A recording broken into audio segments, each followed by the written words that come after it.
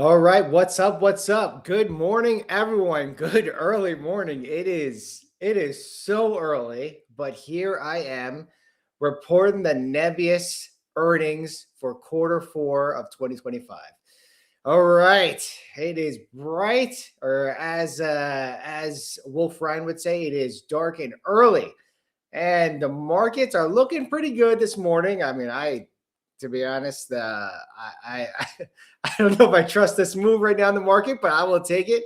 I will definitely take it. I even someone commented last night, and they were saying, "Oh, please let Nebius save us, and please give us a God candle, right?"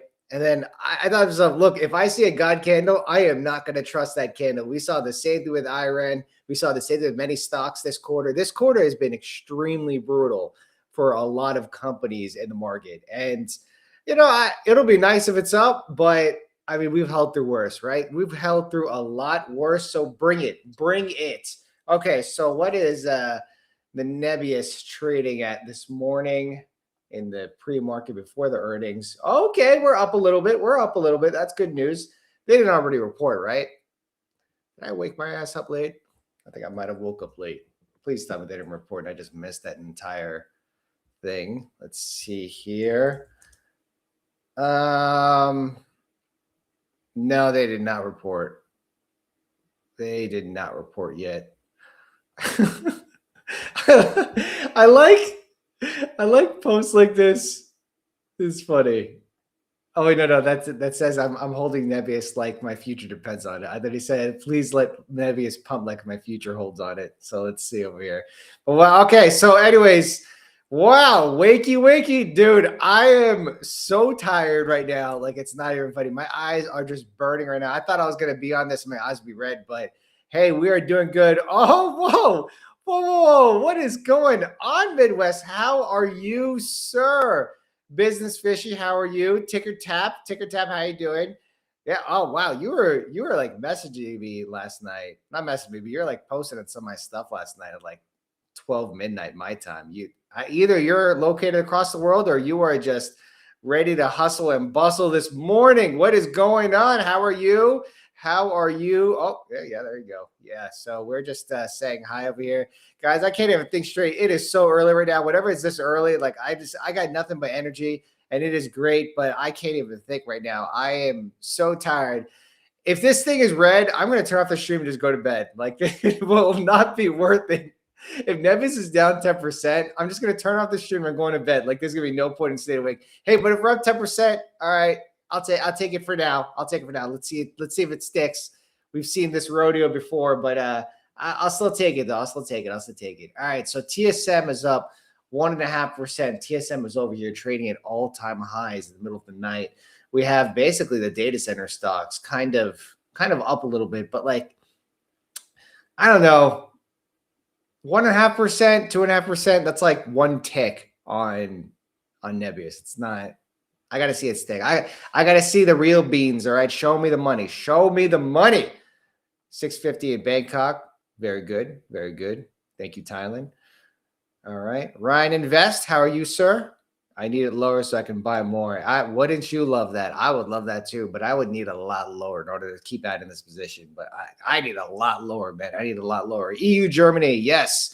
Welcome. I don't know how to say hello in German, but anyways, guys, all right, let's check out the earnings hub over here. Let's see what numbers we're looking at for Nebius Q4 earnings. And then I'll go over some of my solid thoughts in a minute. All right, so we have Nebius. This is actually pretty interesting on Earnings Hub. I remember they did not even have Nebius listed here. Now it's like the number one stock listed here. So that's always good to see. All right, so we are looking at 238 million estimated for the quarter and minus 54 cents, of course, and that's even the adjusted or non-GAAP. But that's expected. We're not coming into this quarter expecting any sort of profitability or anything crazy. The last time Nebius reported, they were down 7% after earnings, and they were down 1.2% before earnings. Nebius closed yesterday at 3.5%. So times 3, that means Nebius is going to be down 21% after. Just kidding around, guys. I don't know. Call me. What's called? Call it PTSD. But this has not been a great quarter for earnings whatsoever. Like this quarter for this earnings completely has just been brutal. Like you would think that some companies do like really good, but let's just say, thankfully, Nebius is not a software stock. Yeah, all right, too soon. I'm sorry, but like that would really suck. If it was a software stock, this would definitely be in the gutters. But all right, so what are we looking for? All right, so let me just bring up the last quarter. Let me bring up the last quarter slides, and I'll tell you a few things that I'm looking for in this one. Honestly, my expectations for this quarter are not high. I'm not coming into this quarter thinking like, oh, we better get a big deal announced or something like that, or oh, we better get like more than $7 to $9 billion ARR or anything like that. Like they are guiding for an annualized run rate at the end of 2026 for $7 to $9 billion. And one thing you guys got to remember is that there's two things. One, this is for the end of 2026. Okay, 7 to 9 billion ARR, and two, you got to remember how they calculate ARR here. It's an annualized run rate. They take the last month reported on the earnings and they multiply it by 12. That's how they get the annualized run rate. So if we get $7 to $9 billion ARR, oops, I'm just whipping out my calculator. I'm not sharing the right tab, am I? I'm on this screen. My bad. All right. So if we have, okay, I got my calculator open. Let me just share the entire window so you can see what I'm doing over here. And all right, okay. All right. So if we got 7, 1, 2, 3, 1, 2, 3, 1, 2, 3, that's your $7 billion in the low end of the range. We divide that by 12. We need the last quarter of fiscal year 2026, which I believe they are. Yeah, their fiscal years are the same as calendar years.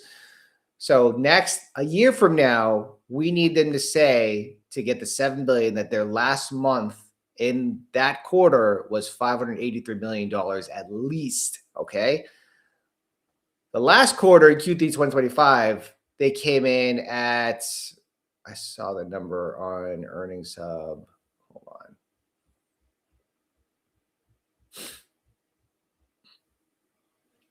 on. That was their, yeah. So the last quarter, it was 32 million, right? So the last month of last quarter was 32 million. And then their ARR, so you got the 32 times 12, the ARR was $384 million. All right. So actually, no, that was 3 months ended. Wrong time. 146. I don't think that's how they calculate that one. 146 million. And did they say how much they got in September over here? Yeah, they don't say it exactly, but I don't see it there.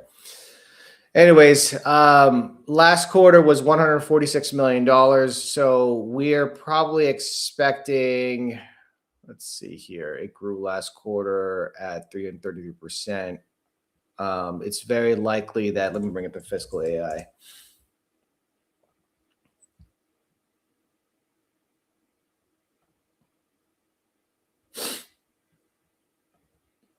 All right. They're thinking 238 million. Fiscal AI says that the quarter a year ago came in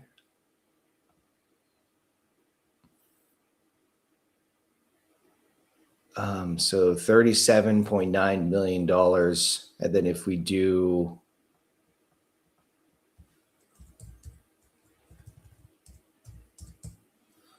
if we do 333% year, let's just say 302. Last quarter, they came in at 355% year-over-year growth. If we're coming in somewhere around 355% growth, so then we're going to have to multiply this by 4.35, 164 million. And then the estimates for this is what I do in real time, guys, just to see what the estimates are as far as the revenue growth.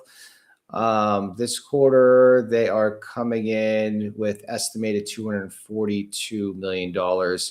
So if they're expected to have $242 million, that means they need to re-accelerate. $158 million last quarter.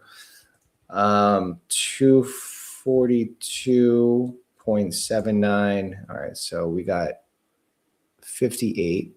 Interesting. Why does it say 58? Let me go back there.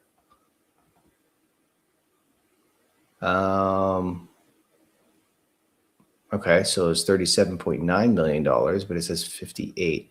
So then 34, let's just say 35, and the Wall Street estimates for this company are at 244. So then that means we need, I think that's what it was, right? No, it's gonna be more than that. Okay, so they're supposed to re-accelerate growth to like 600%, I believe. So 35 times 8. Okay, so 700%. So somewhere from 600 to 700% revenue growth is expected this quarter. That is actually pretty in line with what I had modeled out. I mean, the thing is that I don't expect this to be, like I mentioned before, I don't expect this to be a quarter where it's like we're totally surprised with the numbers that they put out, right? So, because mind you, they are guiding for $79 billion annualized run rate at the end of the year. So this quarter does not have to be like a complete beggar, because if I were to take 280 million and then the way that they accelerate, I would say 120 of this is actually from the last month, right? So 120 times 12, that would put them at $1.44 billion annualized run rate. So that's how they're calculating it in these earnings. I don't expect this number to probably be this high. I think maybe like 1.2, $1.3 billion, but like, I gotta be honest, like, it doesn't matter exactly what the number is. I think the street is going to do whatever they can with it. What's going to matter, one, is the commentary. Two, are any deals that they do announce in their earnings, which for me, like, it's expected they're going to get more deals. The question is, though, that since they're already sold out on a lot of their data center compute, these would have to be new deals coming in for new data centers they're going to build that they didn't even announce yet. So they're probably, if they do announce new deals, they're probably going to announce more data center building, or I guess contracted power that they're going to be doing. Anyways, we have reported the numbers because it looks like Nebius is moving right now. And we are down 6.22%. Up or down, I don't trust this move. I want to see things happen a little bit. Let me take a look over here to see if we got the numbers on the trusty rusty stock tightened. Yeah, it's like a knee-jerk move. So, who knows what the numbers were. Yeah, I don't see anything on stock Titan. The latest thing I see is that they acquired Tavily, which we already know about. So let's see here.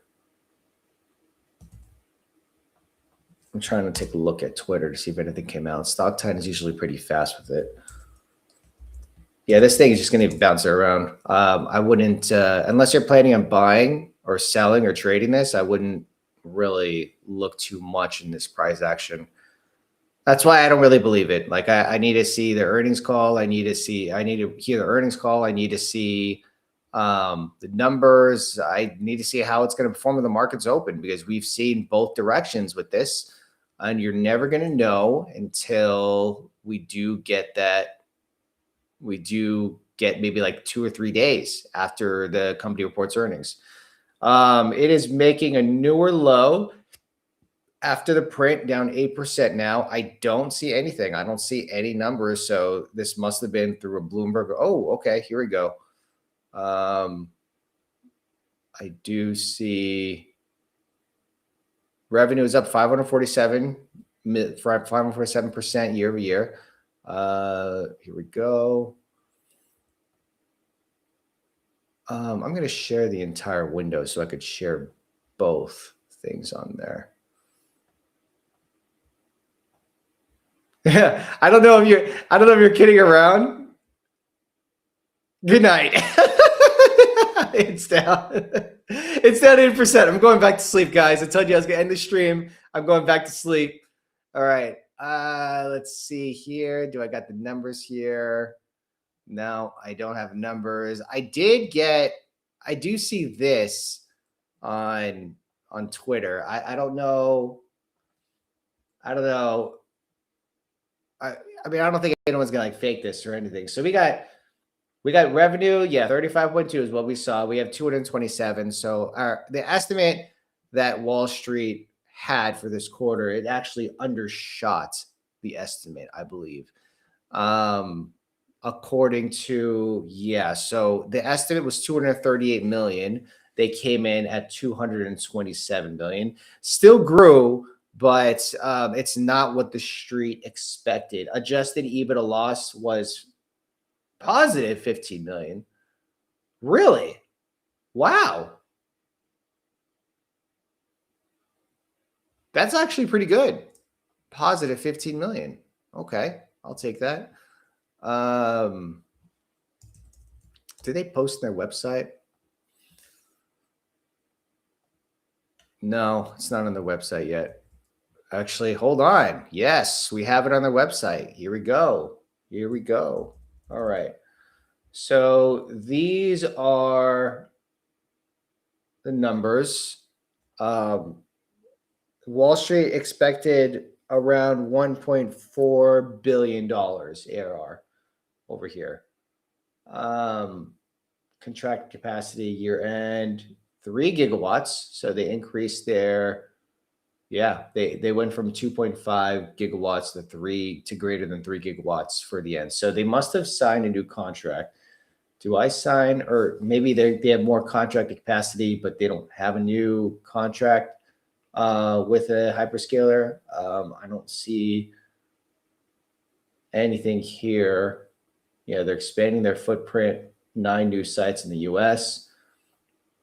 3 gigawatts capacity by the end. We remain on track to reach 800. Okay, so they're on track. That means they're continuing to execute, which is great. We deliver. Okay, so they said that they were going to deliver Meta by the end of the year, and they did. So that's good to see. They're already servicing Meta. They already mentioned that last quarter that they're already servicing with existing compute, so it wasn't like they had to build anything new. They already finished the church. They delivered the first tranche of capacity for Microsoft. Good to see. $3.7 billion of cash. I mean, they're going to need it. It's very high capex. Tavily. No deal. There's no deal here. All right, that's fine. I didn't come in expecting it. Maybe the market expected it. I mean, don't come into these things expecting like some grand old news. It's very likely if they did sign a new contract, they're probably not going to wait until earnings to announce it. So maybe sometimes they do, but right now it's about execution. Yeah, Averide. Okay, so they would have had it all the way in the front if they actually did announce it, unless I'm missing something here. All right, so I'm going to leave this here for a second while I do check out the CNBC real quick, see if someone's talking about it.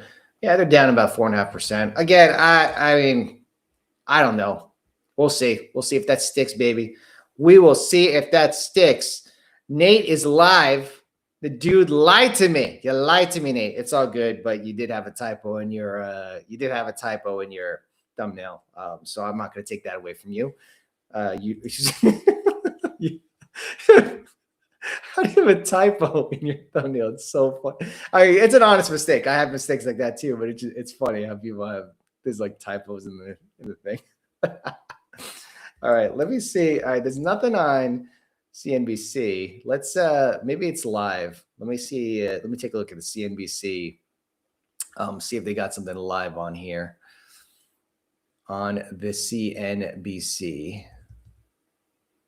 Here we go. The squad.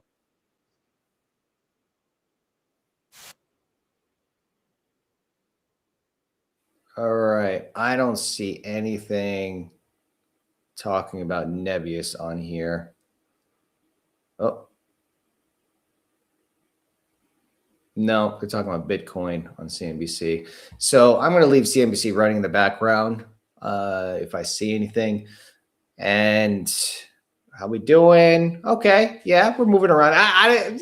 We'll see what happens. We'll see what happens. That's the knee-jerk move. We go green here. You know, we could be celebrating. It means I'm not going to be going to sleep. But you know, the numbers, it doesn't.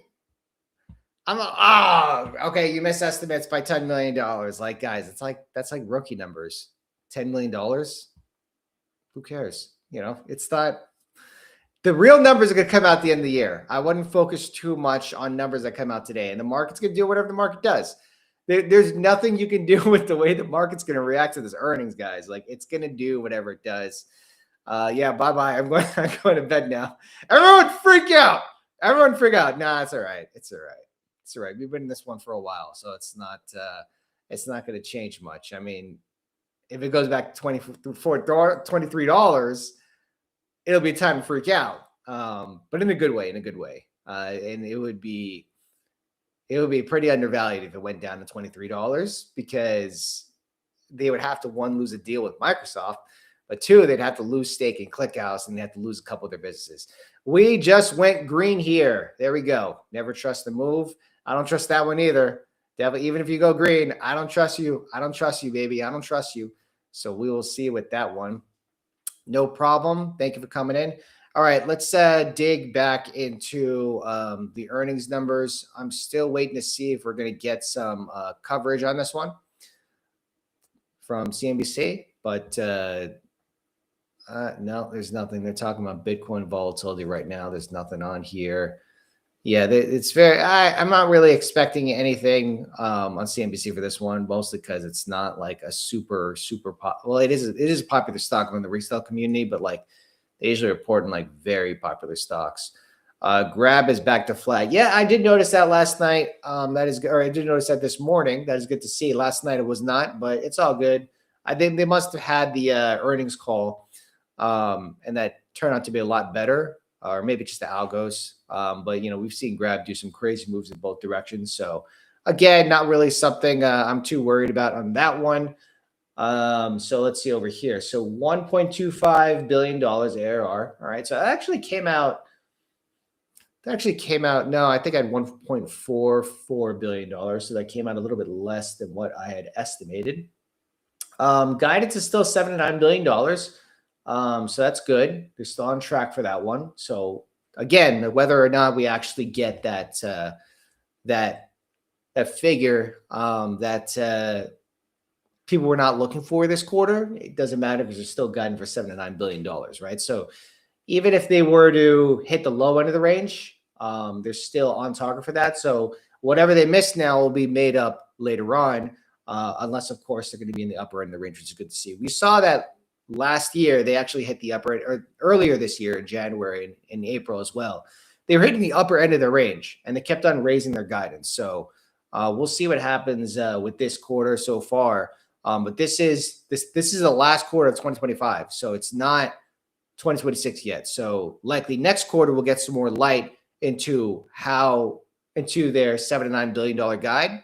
But again, it's not really something that's supposed to be taken too seriously as far as like being in the upper end of the range or the bottom of the range. It still needs some time to play out, right? And even a $10 million miss is not really going to change anything as far as the thesis goes. So let's go over this real quick. 16 new sites. That's what their current guidance was, or that is what they're expecting, 16 sites. And sites with 100 megawatts or more are in circles, so that's good. So these smaller ones over here, like this one was already built out. This is a new co-location. So co-locations are not full stack for them. It's very likely they don't own the land. They're just either building servers on some racks inside someone else's data center, most likely, and that's the reason why it's not greater than 100 megawatts. For this Kansas City one, this one's been here for a minute. That one they did build from bottom up by their own. For this one, New Jersey, this is the one that they're building, of course. And part of it is online, or maybe all of it's online, actually. I think this one they're still working on. They're going to add more capacity, but it's already over 100 megawatts capacity. Newly owned sites, we heard about this one, the land that they purchased in Alabama, Oklahoma. Oh, what is this weird thing over here? I think this is This is the one. Okay, this is the Oklahoma one, new co-location. Yeah, Alabama's one that they bought the land in. We already know about the Iceland one, the Finland one, the Israel one they opened last year. Co-locations also in Israel, France co-location, and then the big data center in France, the big data center in UK, and then their headquarters, of course. Nothing really new there. This is actually interesting here. 24% adjusted EBITDA margin. They did come in. Yeah. So then they came over here, positive adjusted EBITDA for the first time. It's good to see. I think that was on time.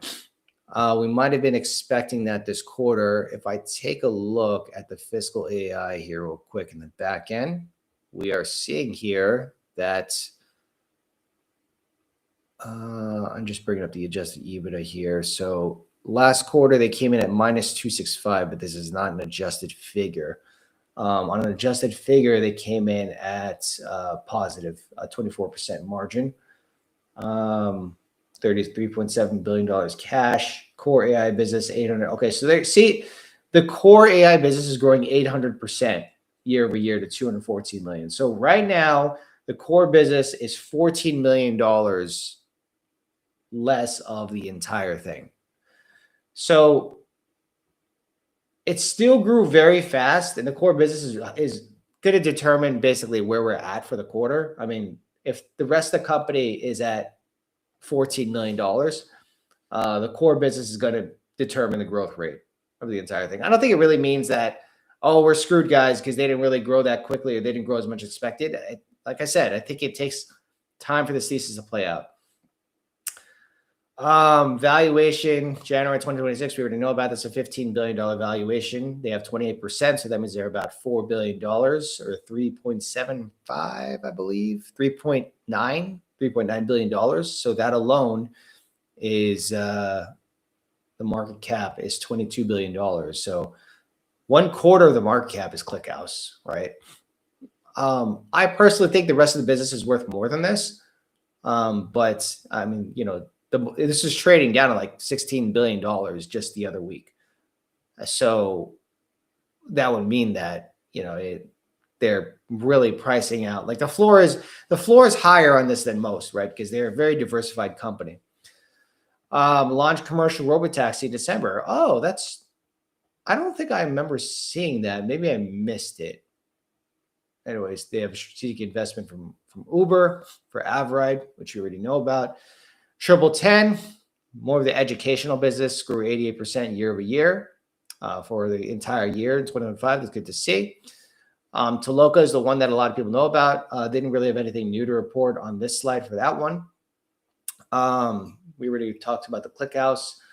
Yeah, so really nothing magical here. Probably a bit less than what Wall Street was expecting.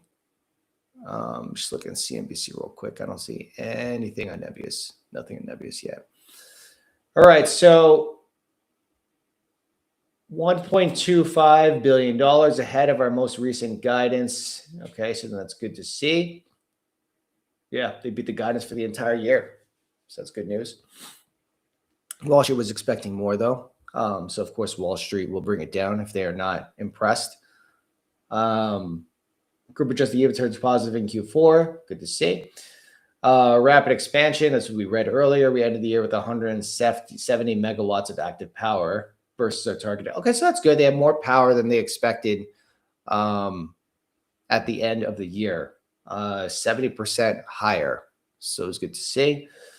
Significant build out AI platform. We already heard about this one. Token, expanded plot proposition. Good. Yeah, we already know about that one. On track to end at the $7 and $9 billion ARR. Good. I mean, that's what we want to hear. If that was less, we'd be way more red, but they are on track.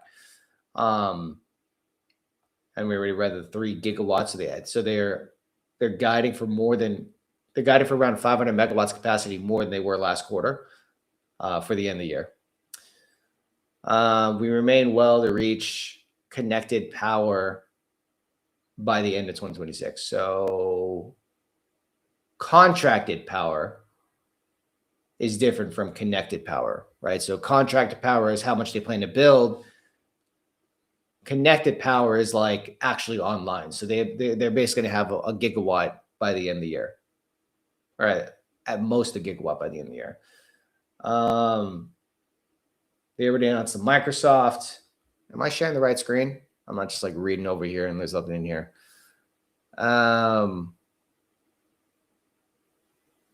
This is a core position for me, meaning that I'm not going to sell it, not like an IREN. But it's not the largest position portfolio, if that's what you meant to ask. So I don't really see. They announced this the other day. Tavily announced earlier this week is just one example. Tavily extends Nebius cloud platform capability to the agentic AI, which we already read a couple days ago. $3.7 billion in cash. First quarter of operating cash flow positive, boosted liquidity. Okay, so that's actually, I believe that's actually not adjusted. So it's good to see, unless it is adjusted. We have to take a look at this stuff later on. Discipline approach.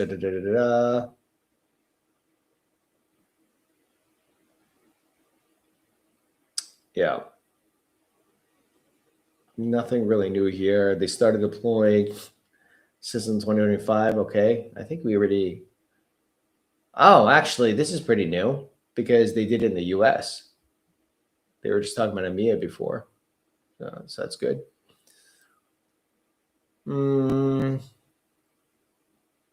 Yeah. Nothing really new here. Genesis Molecular AI. So they're getting into health, which is good. Those are usually pretty sticky businesses, and they usually expand pretty quickly.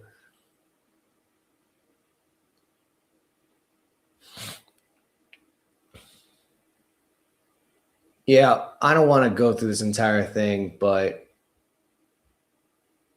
there's definitely nothing like a new deal or anything. But I don't know. Maybe that's what the market was expecting. They're expecting a new deal to be announced.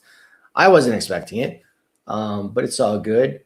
I mean, that would have been a nice plus, but I don't think it would have really changed anything. So that an extra 500 gigawatts of capacity for the end of the year and no contract signed. So it must have been a bunch of small clients or something, or maybe they're going to announce it later. But that is half a gigawatt of capacity that they expect to be contracted by the end of the year. So they're definitely expecting some sort of extension of a deal or a new deal. They just haven't announced it yet. Grubhub, White Castle, White Castle. Triple 10, 88% year over year. Full year enrollments, 55% year over year. Oh, okay. So they are accelerating in Latin America a lot more, just like they promised. That's good to see.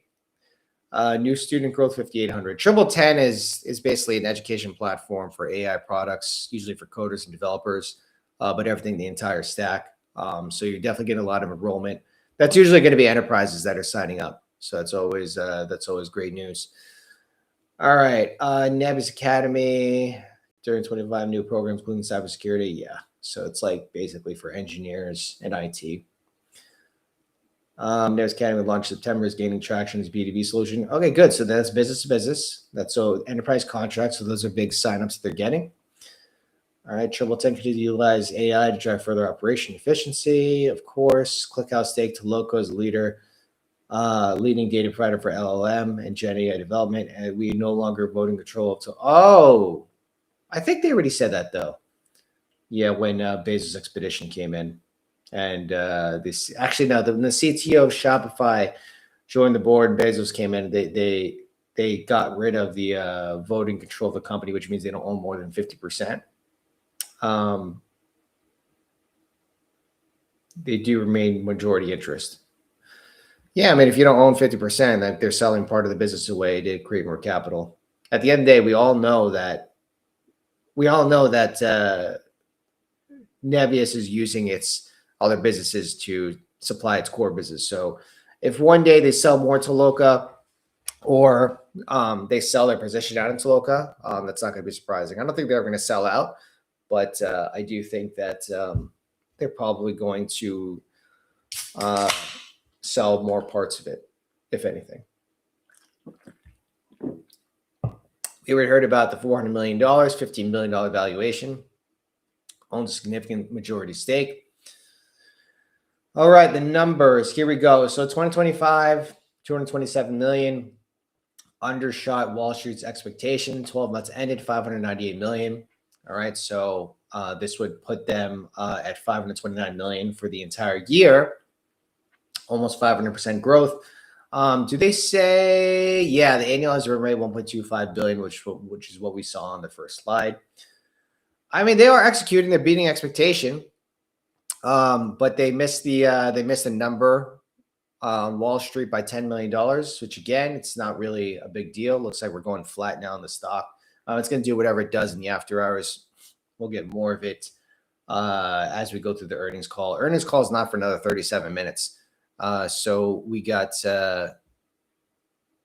JC mentioned in the report, checks out. Yeah.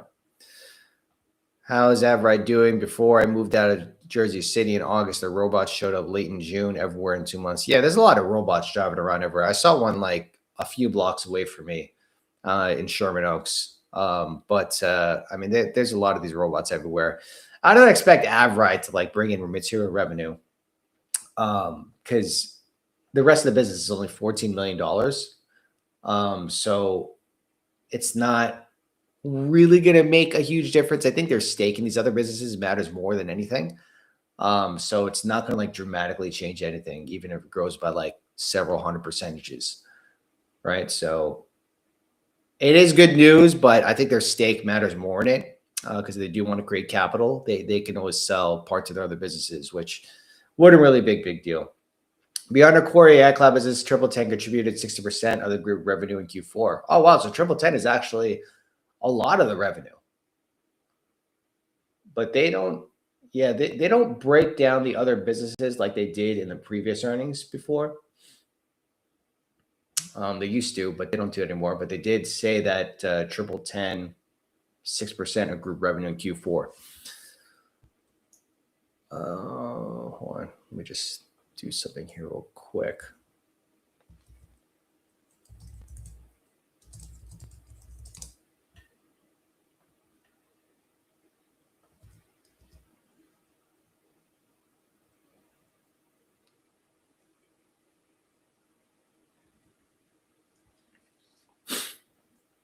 Oh, they changed the logo for Triple 10.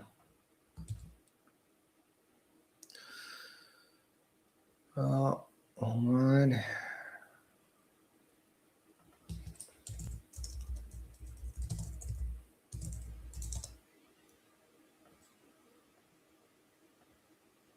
Just want to post it real quick. I don't see anything on CNBC about Nebius.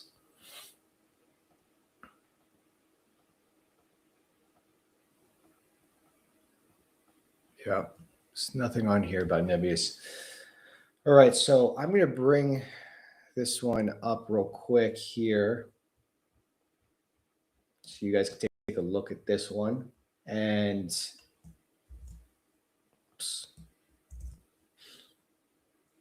I'm going to give you guys this in the comments in case you want to check it out.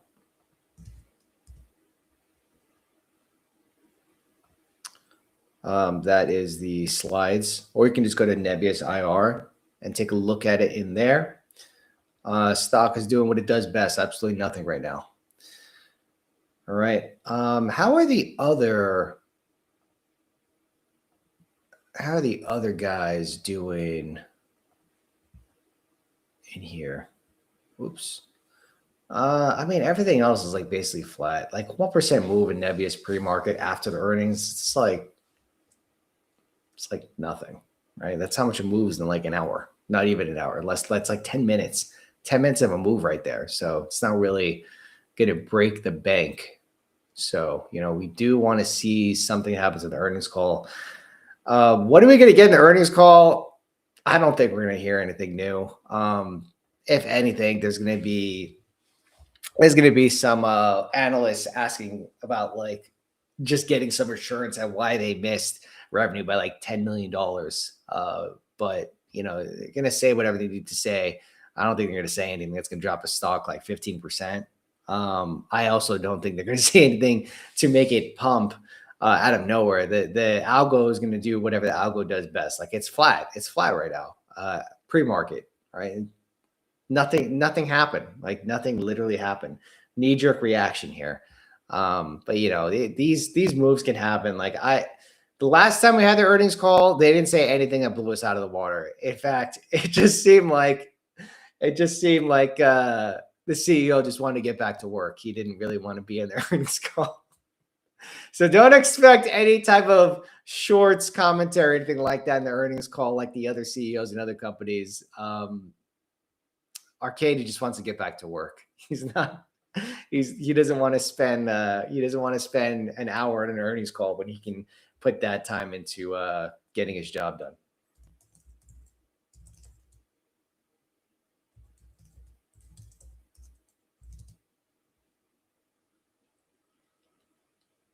Hold on, where was my? I wanted to see something here. I'm looking at the earnings sheet again.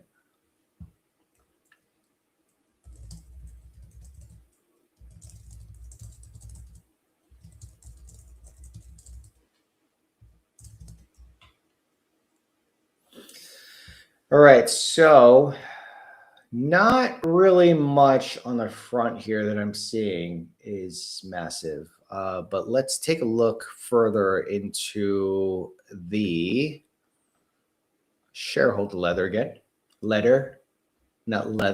Shareholder letter again. 6% of revenue. Actually, hold on a second here. All right, so if they came in at 227 million. 13.62 million. You know, this doesn't make sense. This was their quarter. And the core business was 214.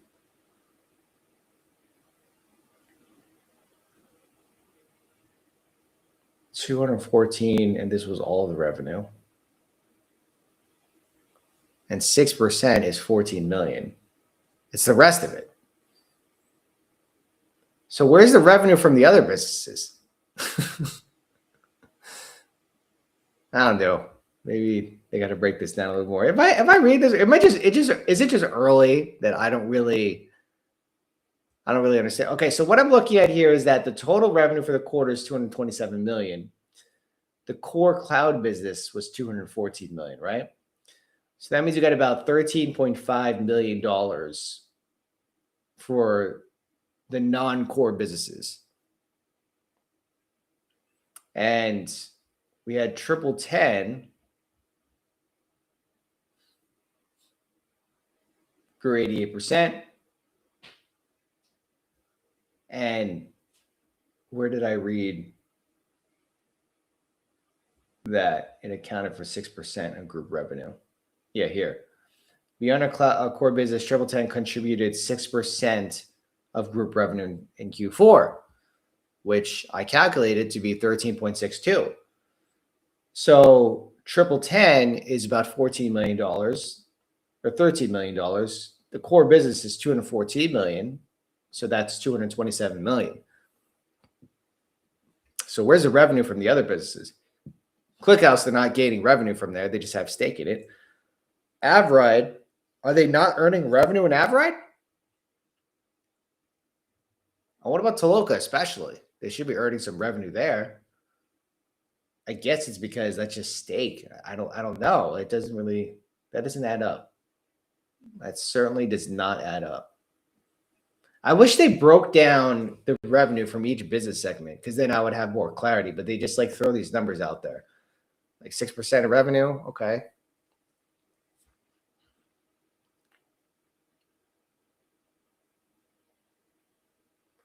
Avride's revenue contribution Q4 and full year was immaterial. So it's negligible. They didn't say anything about Toloka.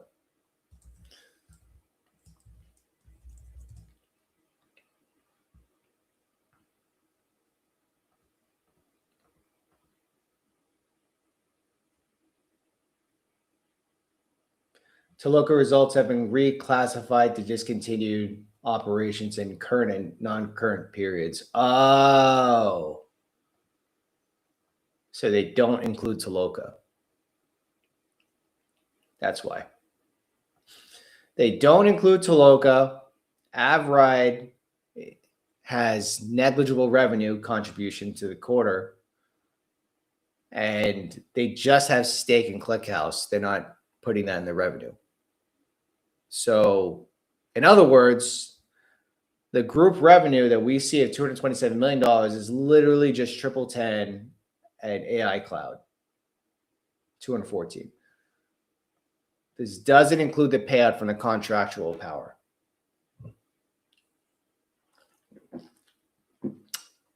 That's where the AR is coming from. So we're probably going to see it next quarter is when it's going to start accelerating faster. Actually, not faster. It's not going to accelerate as fast, but that's when you start to see like the real numbers come in. Okay. Cost of revenues, product development. Of course, this is going to grow. Doesn't grow as fast as revenue, which is good to see. So total cost grew 669%. Revenue grew at 547%. That means that their costs are not increasing as fast as revenue. That means they're becoming more profitable. So that's always good news. And that's the same thing for the entire year. The entire year, revenue grew at 479%. Cost didn't grow as much as that. So they're getting more profitable on an operating basis. Cost of revenue, core business, okay. SG&A, product expenses. Advertising, marketing. You guys ever been to San Francisco? There's Nebius billboards everywhere. I didn't realize how popular it was in San Francisco. Primary driver dollar amortization was continued investments in GPU-related capital expenditures and related data power for core AI business for periods. We depreciated our server for over a 4-year period. Okay, so they can do over depreciation over a 4-year period.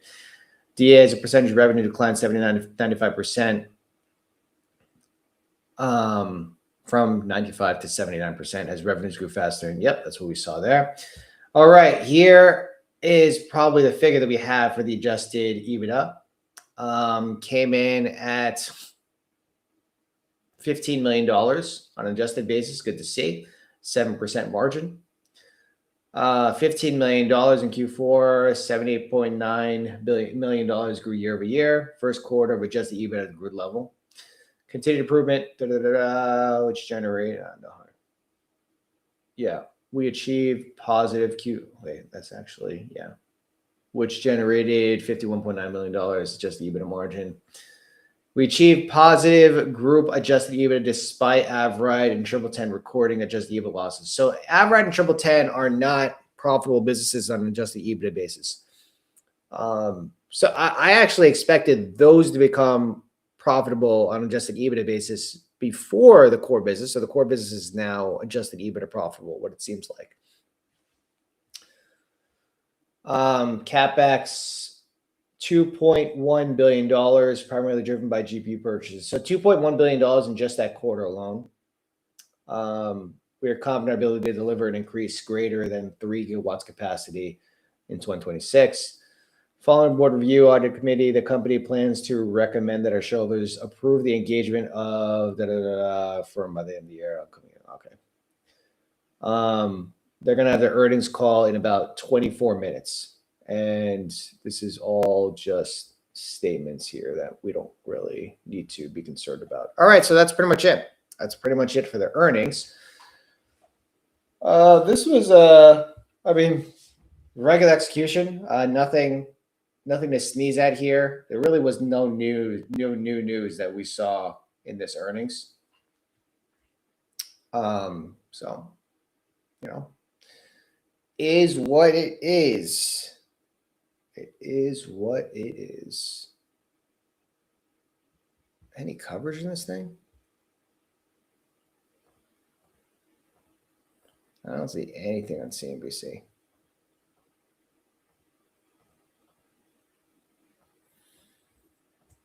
Nothing. All right. Well, that was quite the quarter. The stock is up a small percentage here. The rest of the stocks here are just basically flat. What are we looking at the rest of the stock market? Oh, wow. The Qs are doing quite well this morning. I saw this thing just like it just went straight up since the futures open. Like it just did not stop going up. So that's always good news to see. I wanted to see what Meta's doing. Meta's up it's up a decent amount. How are Micron doing? Micron is up 3.5% pre-market. This thing is just running. Imagine if you had calls. Crazy. On semi is almost $72. Always good news. SanDisk is at 7%. Wow. Great to see pre-market. Nebius is up to it. Oh, wow. They're up 2.5% now. That's great. That's great. That's what they were before the print. Nothing changed. No, it's always laughable. Yeah. ASD Space Mobile, they had a dilution event yesterday. So the market, it's like, what did you expect? Like, guys, if you're an ASD shareholder and you're surprised that they're raising capital, I don't know. Good luck. Hello, sir. How are you, sir? There you go. Appreciate it. Good morning, everyone. Good morning, Evan. Good morning, Stock Market News, SMN. There was something I wanted to take a look at pre-market, and I forgot what it was. Yeah, the software stocks. Let's see what Cloudflare is doing. Okay, Cloudflare is pretty decent right now. That was an amazing print.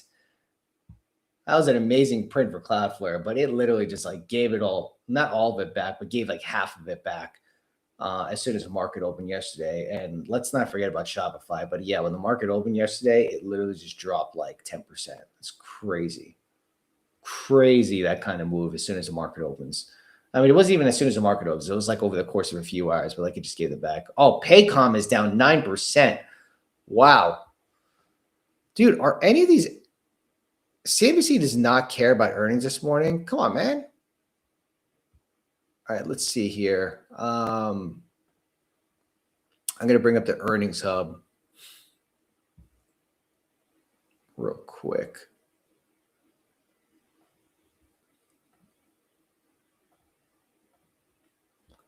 Dump or pump? I don't know. Dude's like dump or pump. Is it pump or dump? Pump or dump? Not dump or pump. But I don't know. We'll see what happens with the earnings call. I think it's just going to be algos just moving. So Paycom is down 9%. Let's see what's happening with Paycom.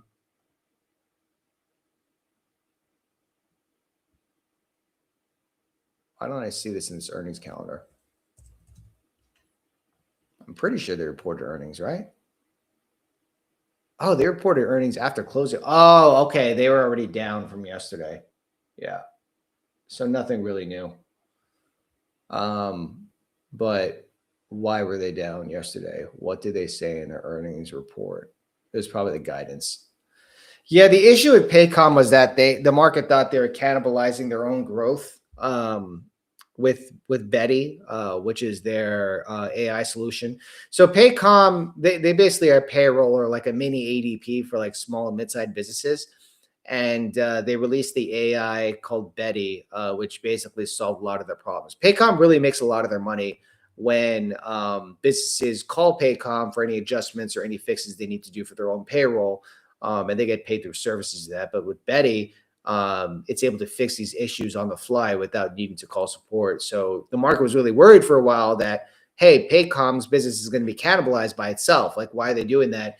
And the stock bounced back pretty strong.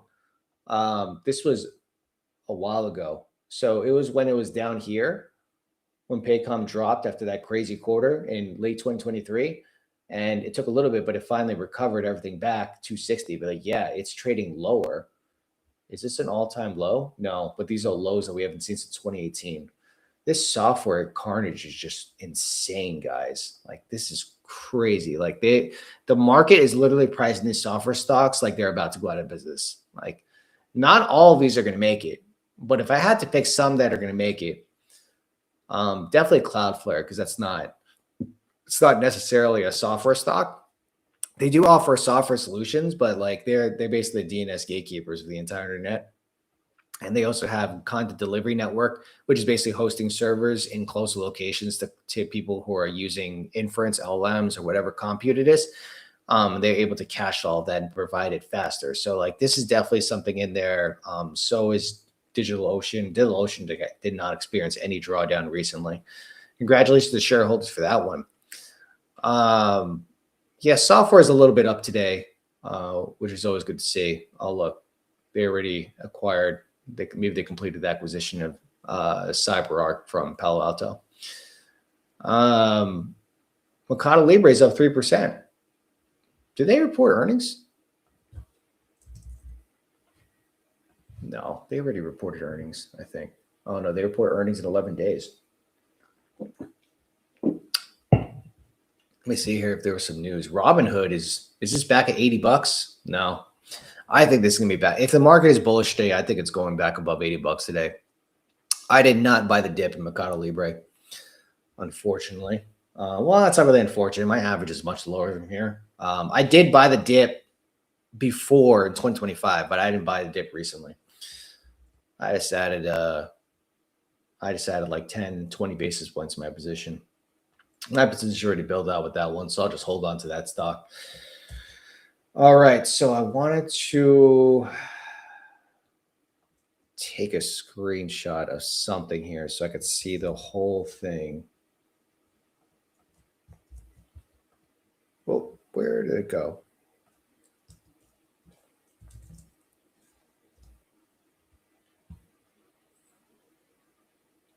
Where did it go?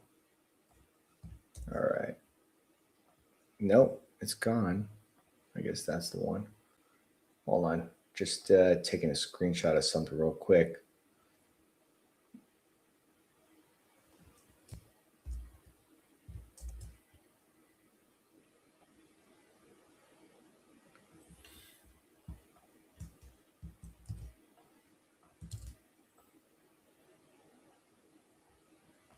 There we go.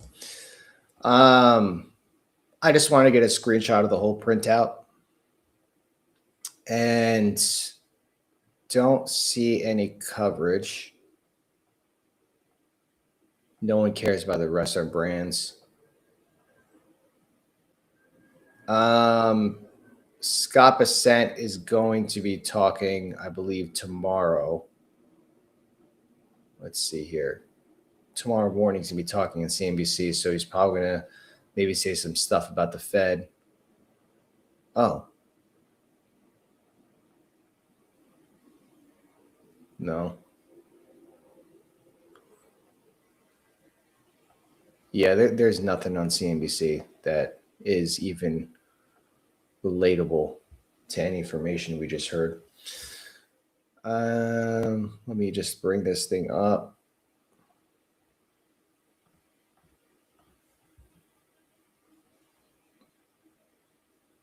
AppLovin is down 7% still. That was a crazy bounce we saw yesterday after hours.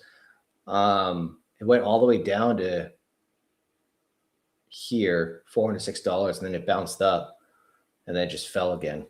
That was crazy to see. Yeah, it bounced up here. It almost actually went green after the earnings and then just dropped again.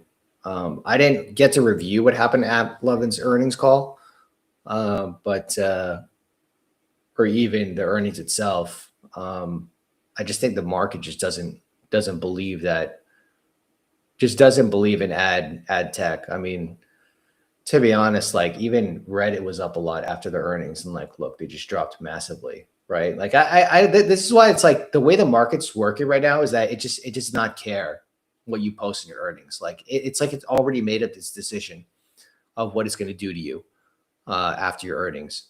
So it's very difficult to say like where is Nebius going to be after the earnings. Like I don't know where it's going to be. The market's going to do with Nebius whatever it does. Like yeah, it's up like 3.2%, which is great to see, but like it's going to do whatever it does to it at the end of the day. I think we're at a point in the market where if you're not in picks and shovels. And data center should be picks and shovels, but the market doesn't certainly think so. Picks and shovels would be like up here, right? Your semiconductors. And if you're not here, then like we're just going to dump you on everything, especially software. And besides Oscar, but that's because they dumped Oscar all the way down there. So Oscar had a considerable bounce down to $11, $10 actually. So congratulations to anyone who's caught that move. Shout out to anyone who owns Oscar. That was a crazy move. But yeah, software is just not, it is not the place to be right now, it appears. And I haven't bought the dip in software. And there's no reason to. I don't like to buy falling knives unless I'm strategically building a position out. But no, I'm good. I don't want to buy software right now. I don't need to call the bottom. I'll probably buy it once it starts recovering. Oh, look at that. Bitcoin is up a little bit. Ethereum is not above $2,000, but it's making some moves here. And financials are doing pretty decent. I'm still in Rubrik. What they got to remember with Rubrik is that my average of Rubrik is like the bottom. Because I massively build my position like right after IPO. It wasn't as big as I hoped it was when I first bought it. I was in a much different strategy for investing. I was like, oh, buy and hold, or own things like at a very cheap price, whatever. And other positions were sized heavily. So, it is a double from here. I already got a double, but nothing like that's going to move the bank for me, right? So I don't know what the percentage is. It's just like a couple of percentages or a few percentages. Like it's not a massive position. I did unload some when it was like $110 or $106 after the earnings before, but like not even a lot. Just trimmed a little bit. And I have my core position in Rubrik. Yeah, no, there's no need to catch the bottom. You don't, if you keep on trying to catch the bottom, buying in tranches, you're going to run out of money. And if you keep on running out of money, you want to buy more, you might be encouraged to open a margin and stocks can go lower. The market can remain irrational longer than you can stay insolvent, right? So that's just, we got to know that, right? I don't like to buy falling knives, and it's helped me out this year so far. But yeah, the bottom of Rubrik was like $28. So my average, I was accumulating a lot on the low end here. So I did add to it like a small amount at $80 because it bounced out the 200-day moving average. And then look what happened, right? So if I pull up, we got earnings call in 10 minutes. If I pull up this chart here, after they reported the last quarter, the thing shot up, right? That was great news. And then I remember after hours, something happened with Rubrik. And then I added around like 85 or something because it bounced off like the 100 or something after hours. I didn't add a lot, like just a few, just not a lot. Like I didn't like, oh, this is the bottom, right? But the market was in a much different place in December. And then I haven't added since. And this is why I don't add to it, because one, my cost base is low, so there's no reason to. But two, this isn't a Rubrik problem, guys. All this red is not a company problem. Well, it might be for some, but this isn't a software problem. This isn't a Rubrik problem. This is a software problem, and it's not even a software problem. This is an AI problem, right? So ever since we basically got DeepSeek 2.0 for software, it was a fear that, look, AI is going to replace software. We're not going to need to have software sold to companies when they can just build it in-house using AI. And the thing is that it's cybersecurity.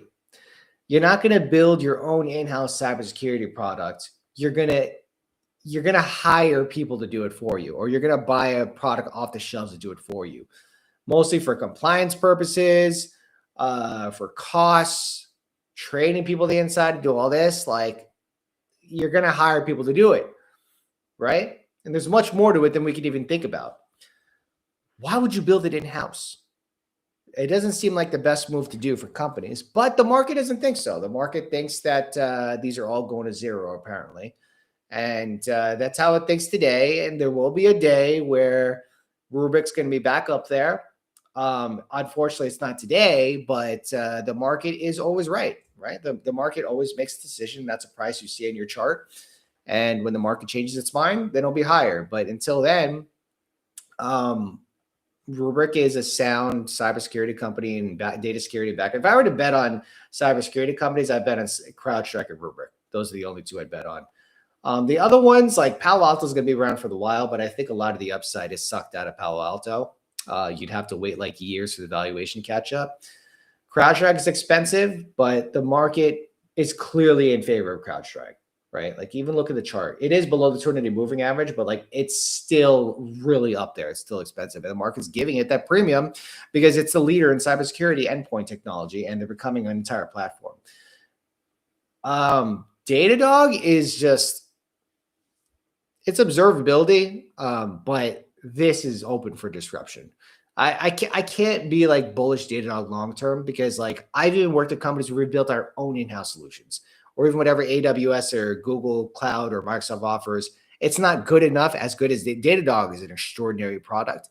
The thing is that like it might be good enough for some companies to not sign up with them, and that's going to stunt their growth, and that's going to be an issue later on. But I mean, I could be wrong, but that's just my thesis with it. The stock market obviously gives it a premium because Datadog is one of the best companies out there in terms of management, execution, balance sheet, income statement, right? They're getting I think they are actually a profitable company now. Observability is a commodity at this point, but Datadog does have the leading solution out there. So it will take a while for something else to come along, but I don't think anything else is going to come along. They're innovating so quickly. But the problem is that I don't think it's going to be a Datadog problem. I think it's going to be an observability problem when it comes to AI. And ad tech, I never understood why they're selling ad tech off so much. I don't understand why. And it might be because the dependent businesses is probably what's causing fear. I mean, obviously Coinbase is down because of Bitcoin. But like Toast, Shopify, I don't want to get to PayPal, but like all these other businesses, like why are these down? Like I don't understand why. And they post good quarters. Like Shopify had an amazing quarter, but they just dumped it at the open. So my only attribution is that it's because the market just doesn't want to buy these stocks.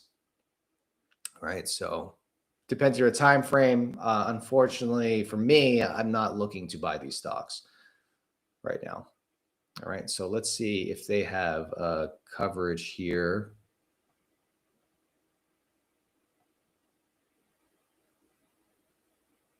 Did we get retail numbers? No, it's too early to be getting any numbers on here.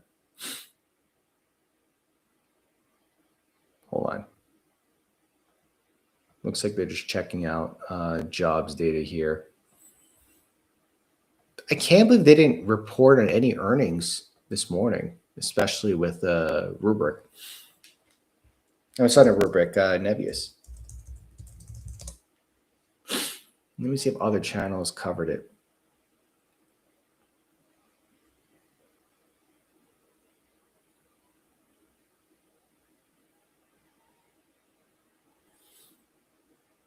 Yeah, there's even on like Bloomberg, like there's like nothing.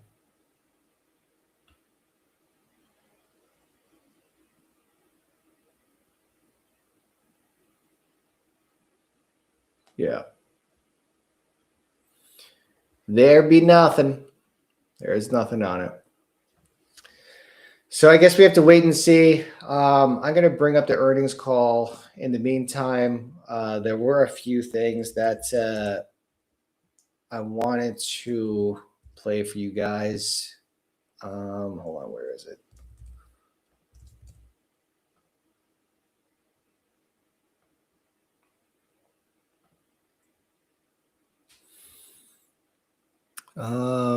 Here we go. Yeah. Tom Lee did talk yesterday on CNBC. It's always interesting to hear what he has to say. I don't know. I don't know where crypto is going to be, but it's certainly not in favor right now. Tom Lee, he is FundStrat's managing partner and head of research. Welcome back. Great to see you, Scott. So what do you make of the price action today? This was a undoubtedly better than expected jobs report. Yields ticked up, maybe expectations of cuts by the Fed ticked down. We're trying to just figure it all out today? Yes, I think the macro is a little confusing for investors at the moment because we not only have a new Fed chair that's announced and his policy stance isn't clear, but I think investors have been thinking AI was going to eat the jobs market, but we have a pretty decent jobs report. I think it's going to put a lot of weight, and we of course had a weak retail sales, but it's going to put a lot of weight on Friday's CPI report, because if that comes in tame, at least the market can understand that the inflation part of the Fed's equation is cooling. And of course, now if the job market is showing decent strength, it kind of relieves us from a macro perspective, because at least we're not seeing an economic downturn. How about the fact that the market's been a little frazzled? That's the word I've been using today lately. Bespoke points it out.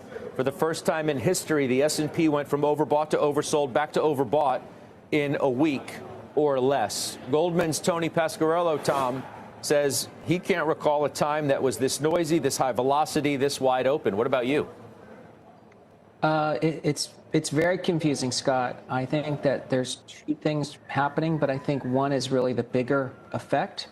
I think the smaller effect is that AI, as you know, has gone from being this sort of driver of S&P earnings. Now the market questioning, is AI just wrecking tech so badly that it's bad for the stock market?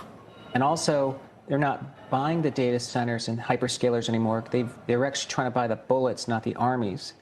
But I think the bigger effect is that gold has become like this singular monolithic trade that's worked. But gold now is a $40 trillion market. X the Mag 7, the S&P's $40 trillion. Gold is now bigger than the stock market. So I think as gold rises, I think investors are wondering, do they really want to use stocks as a store of value if they can just be buying gold?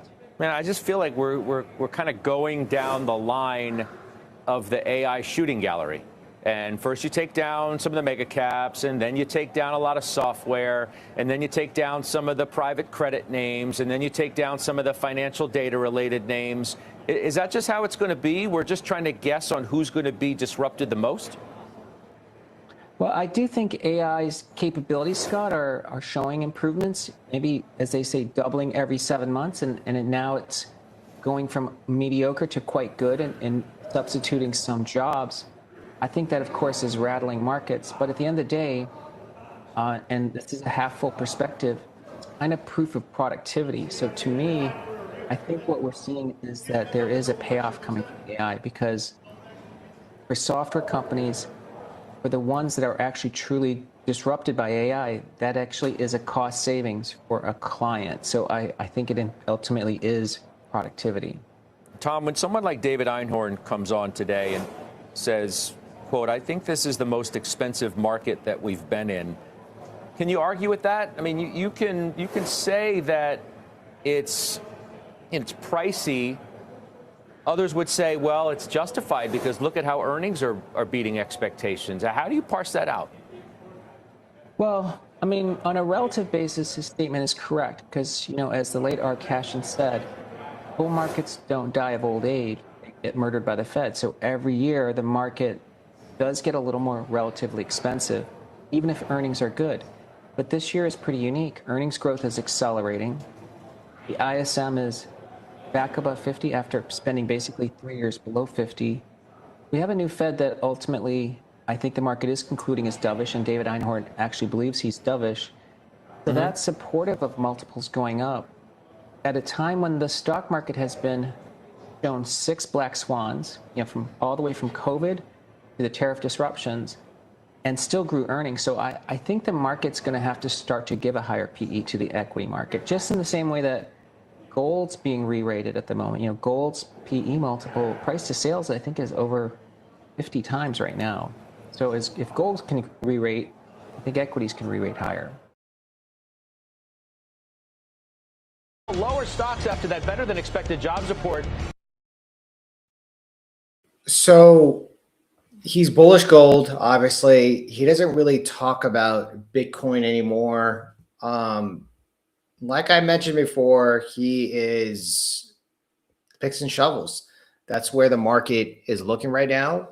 It's looking at semiconductors and everything in supply chain. And that's the reason why I've opened positions in those, because that's what's working right now. And, you know, you got to go with what the market's working. If you want to like truly outperform the market in like every year, like you can't just buy and hold, right? Because the market doesn't go up infinitely, right? It doesn't go up in a straight line.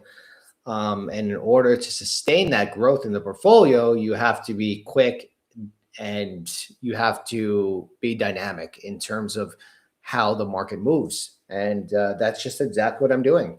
I am moving with the market. And I think that these themes are going to work for a while. They've been working for 3 years.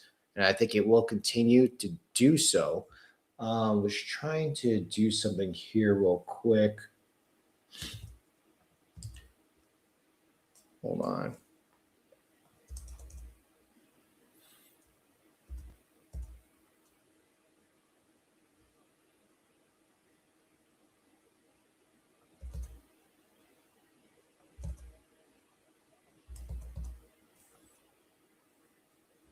All right, I'm going to bring up their earnings call.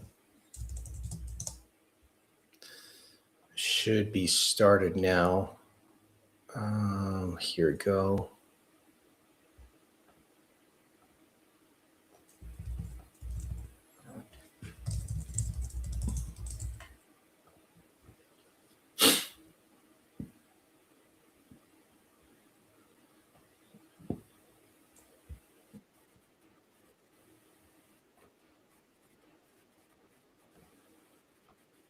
At any time during the presentation, and the Nebius management team will try and answer as many questions as they can during the Q&A portion of the call. I will now hand over to Neil Doshi, VP Head of Investor Relations, to start the call. Thank you, and welcome to Nebius Group's fourth quarter 2025 earnings conference call. My name is Neil Doshi, Vice President of Investor Relations. Joining me today are Arkady Volozh, Founder and CEO, and our broader management team. Our remarks today will include forward-looking statements, which are based on assumptions as of today. Actual results may differ materially as a result of various factors, including those set forth in today's earnings press release and in our annual report on Form 20-F filed with the SEC. We undertake no obligation to update any forward-looking statements. During this call, we will present both GAAP and certain non-GAAP financial measures. A reconciliation of GAAP to non-GAAP measures is included in today's earnings press release. The earnings press release and shareholder letter are available on our website at nebius.com. And now I'd like to turn the call over to Arkady. Thanks, Neil. And thanks to everyone for joining this call. Well, 2025 was a very strong year for us. Our team did an outstanding job scaling capacity and delivering it to customers with speed and reliability. We also made great progress in developing of our own hyperscale AI cloud. But before going into more detail around our 2025 results, I want to take a step back. It's hard to believe we only launched this company a year and a half ago. At that time, we have built the foundation of a global AI cloud business growing at exponential scale. And we have been operating with very high intensity, building and scaling at extraordinary speed. Today, we are already one of the world's leading and most reliable AI cloud compute providers. We have attracted a diverse pool of clients who value the quality, performance, and flexibility of the platform we built from the ground up. And we have an amazing team who every day seem to do the impossible. And I know they will continue to do so. With this foundation, we're proud of what we have achieved and confident about what we will be delivering. Now back to 2025. As I said, it was an excellent year.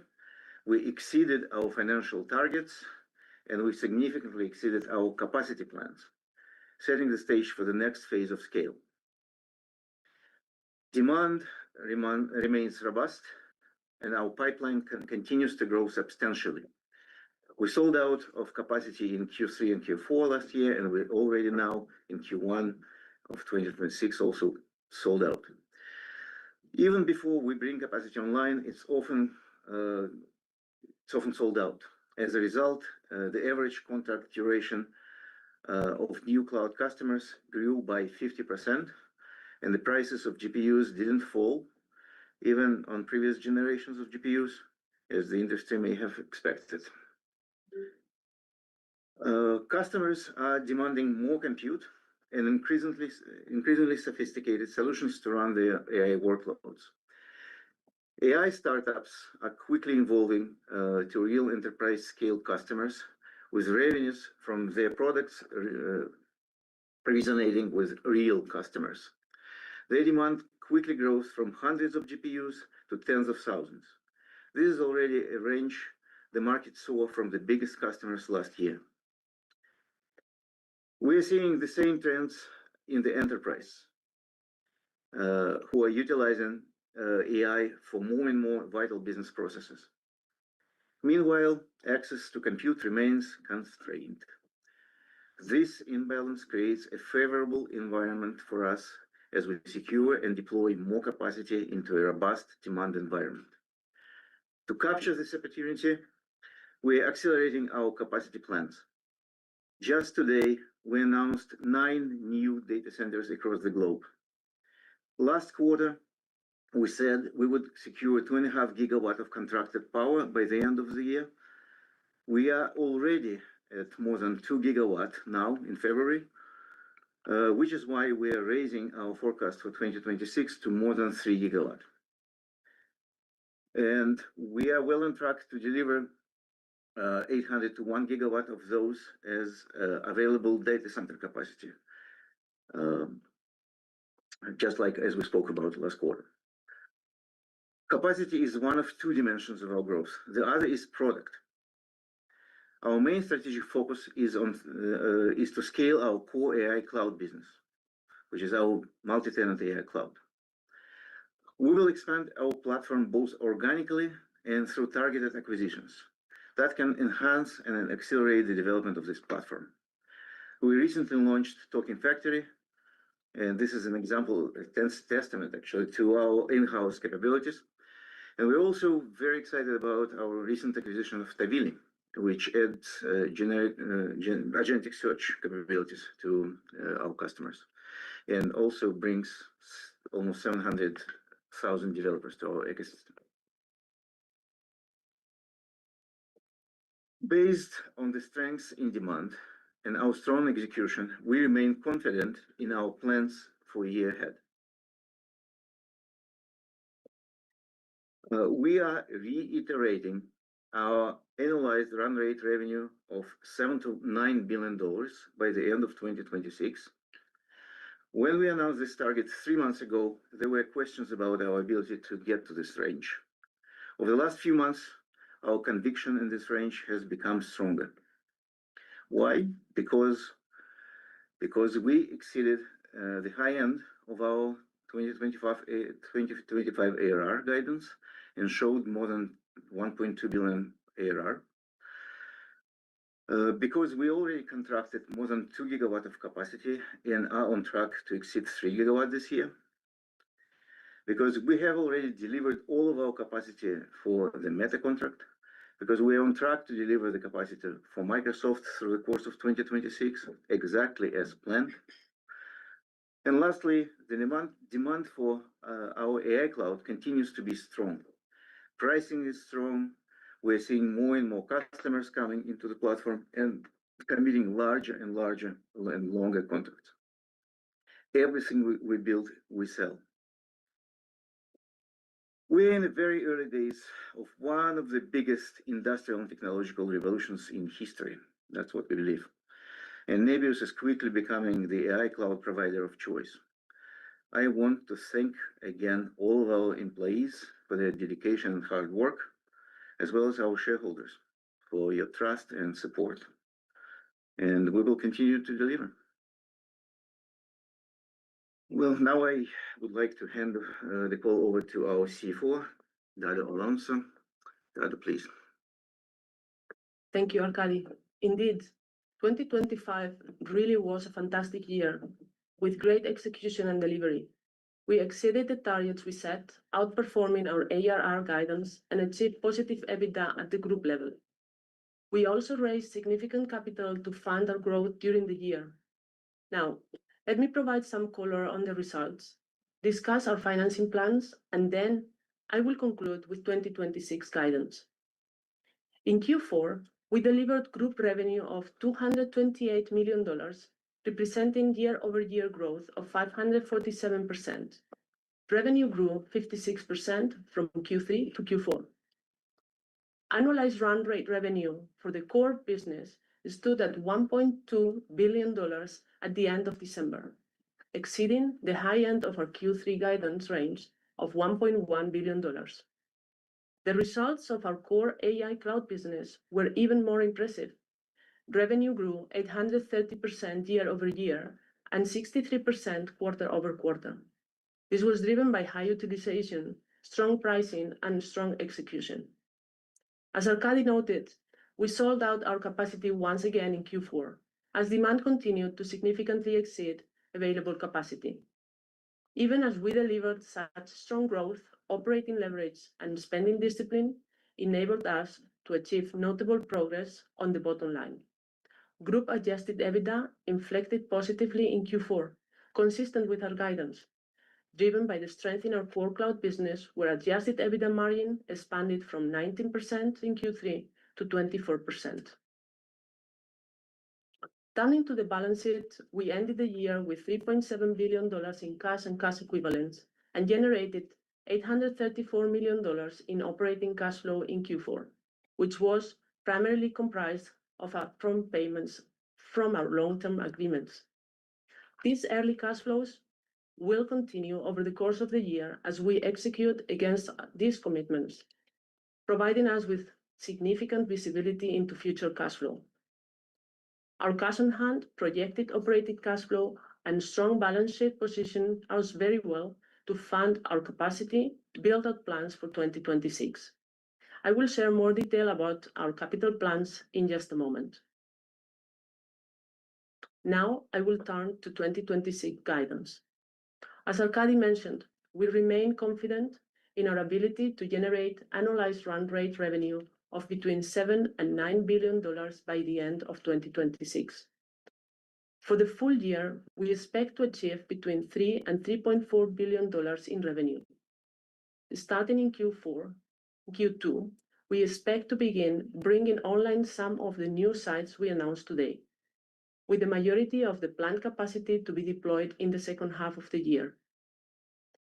As of early February, Meta's capacity was fully deployed, and we are now fully servicing their contract. After delivering the first tranche of our Microsoft commitment on time, we expect to continue to deliver the remaining tranches throughout the year, with the majority expected in the second half. We expect Microsoft to begin contributing to revenue at the full annual run rate in 2027 once we have deployed all of the tranches. On adjusted EBITDA, we expect group adjusted EBITDA margin to be approximately 40% for 2026.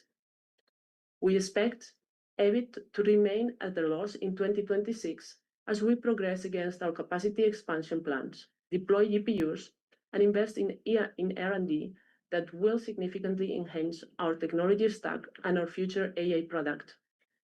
We believe the return on these investments are attractive and will remain committed to our medium-term EBIT target of 20% to 30%, with the potential to go higher. Starting in Q1 2026, we are updating our depreciation schedule from 4 years to 5 years to reflect what we are seeing in the market and in our current utilization commitments. This approach is aligned with accounting-based practices, and we continue to be conservative on this front. Now, turning to CapEx. In order to capture the large and growing opportunity that we see for the future, we plan to invest in CapEx in the range of $16 to $20 billion in 2026. We already have about 60% of the capital needed for this range from our balance sheet, existing operations, and commitments. We evaluate several funding options available to us on a consistent basis and will deploy 2 guardrails when we look at capital alternatives. First, we will focus on raising debt relative to our business needs and will be prudent with respect to the cost of capital. Second, we will be mindful about the shareholder dilution if we choose to issue equity. Given our balance sheet and minimal debt, we are fortunate to have many additional options to finance our growing business.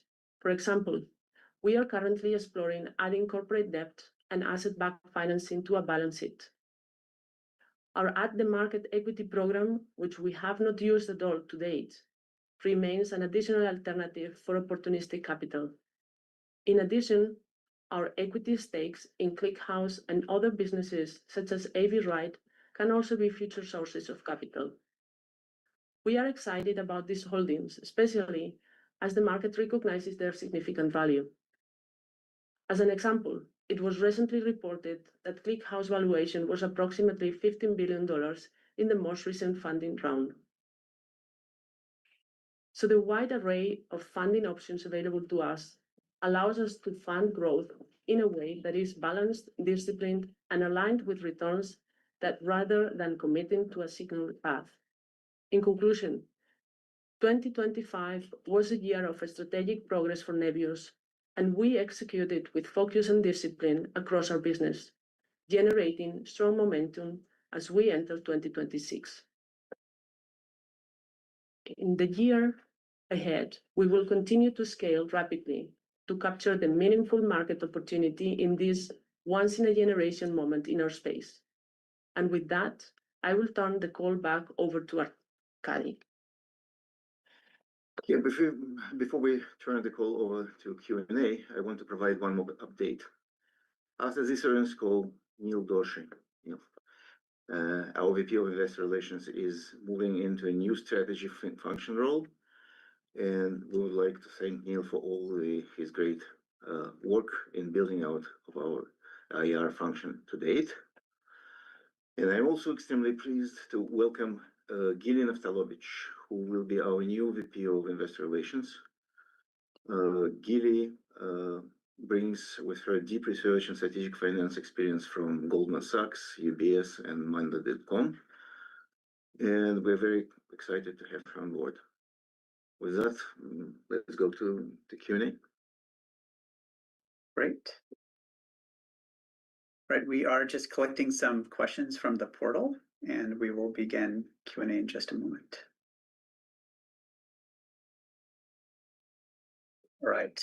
The first question from our investors on the portal is, Nebius is moving quickly to both bring demand online and to build strong foundation for the future capacity. What are you seeing in the market that gives you conviction that the demand for AI will continue to justify these investments? Let's give that to Arkady. Well, first of all, we all look around and see what's going on practically everywhere.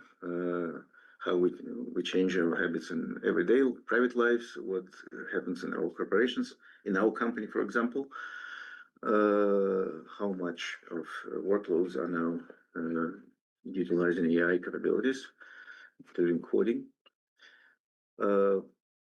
And actually, we now see all the industries actually changing. Look at a recent example again, coding, or look at the movie industry, or look at the research.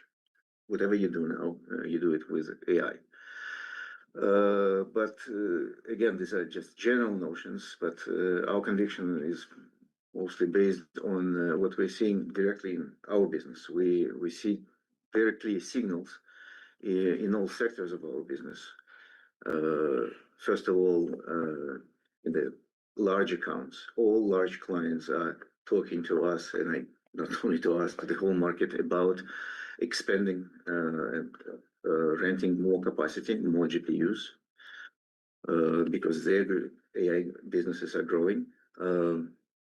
There is this ongoing conversations actually will lead to more contracts everywhere. But we are, as you know, much more focused on our AI cloud business. And in AI cloud, we have these two major sectors, AI startups and enterprise. And look at AI native customers, what happened to them in 2025. Some startups disappeared, but some of them are becoming real companies, real enterprises of the future. And they started getting traction, their products became more and more, they're more and more used by their customers, and they're scaling quickly, scaling with real revenues, real demand. And what we see such customers, such companies who used to order hundreds of GPUs, thousands of GPUs, now they're ordering tens of thousands of GPUs.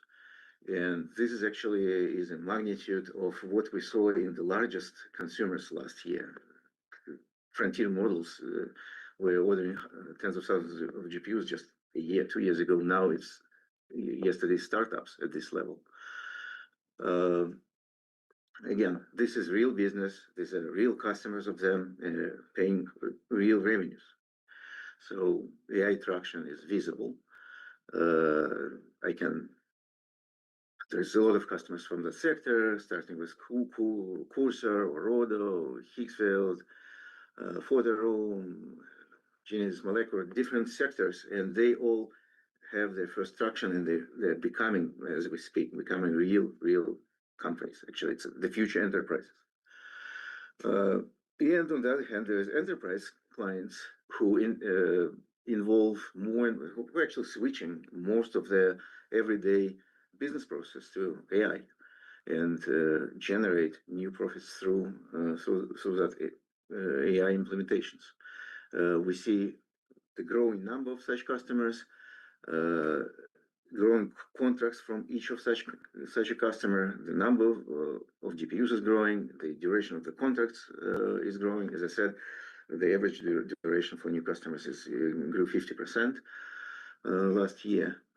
So from the signals we see from all the sectors of the market, from big clients, hyperscale labs, from AI startups, becoming enterprise clients, for enterprise going AI, everywhere we see positive signals, and we just need to build more for them, more data centers, more tools. And if we could build faster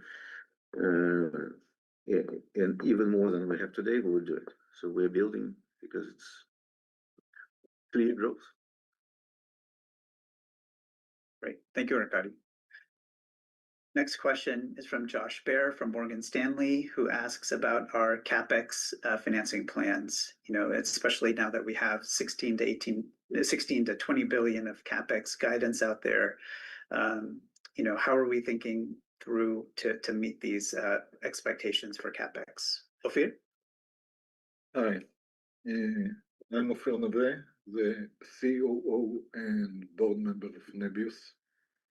Usually I'm not participating in these calls, but given the importance of this question, both for our business and as well as to the investor community, I will take this one. Basically, this question has two parts. First, what is the optimal capital expenditure for our business in 2026? And second, how is this CapEx, how this CapEx is going to be financed? And obviously these questions are connected, related. So let us start actually with the second question, or the second part. How are we going to finance the CapEx? So obviously, we will first finance it from our cash flows. We have our cash on hand. We have cash that is generated from our core business. But most importantly, I would say, we have significant amount of cash that we received and will continue to receive in 2026 from the favorable terms of our long-term contracts. We are talking about significant amount of cash. This cash flows will actually finance the majority, actually around 60%, maybe even more, of all of our capex needs in 2026. So how are we going to finance the remaining amount, the rest? So as we all know, we have a very healthy balance sheet. By the way, not by coincidence, because we are working very hard to have a very prudent, disciplined, healthy balance sheet. As of today, we don't have any corporate level debt. We don't have any asset-backed financing, even though we have multi-billion-dollar revenues from long-term contracts. We don't have any bank revolver.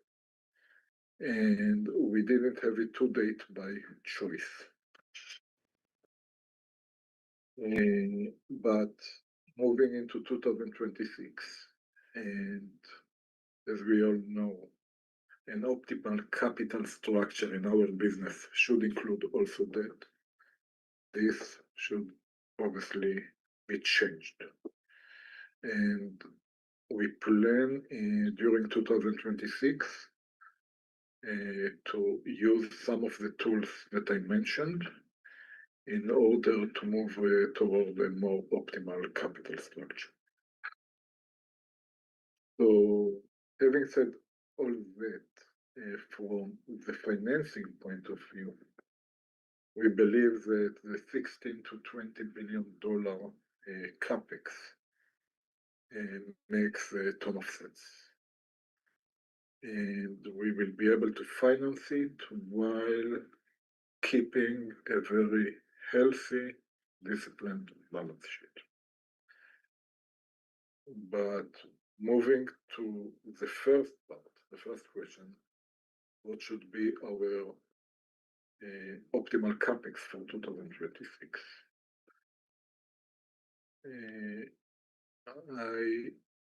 I would mention, actually, Arkady said it time and again, that given that we are fully vertically integrated company, our capex is basically divided into three parts. Less than 1% is used for securing power. And given the importance of power to our business, and given the importance of securing power for our future hypergrowth, we are moving full force ahead in order to secure as much power as possible, given the relatively low cost of it. And I think that on this call, it was mentioned that we already secured significant amount of power, and we will continue to do so. The second part of the capex, building the data centers. This is approximately 20% of the total capex. And we invested in building data centers. We invested this amount, and it turned out, as we expected, that it became one of the best investments that we made. Why? Because when we have data centers ready, or almost ready, where we can deploy GPUs in a very short period of time, we can sell this capacity in very attractive and favorable terms. We have done so to date, and we plan to do it also in the future.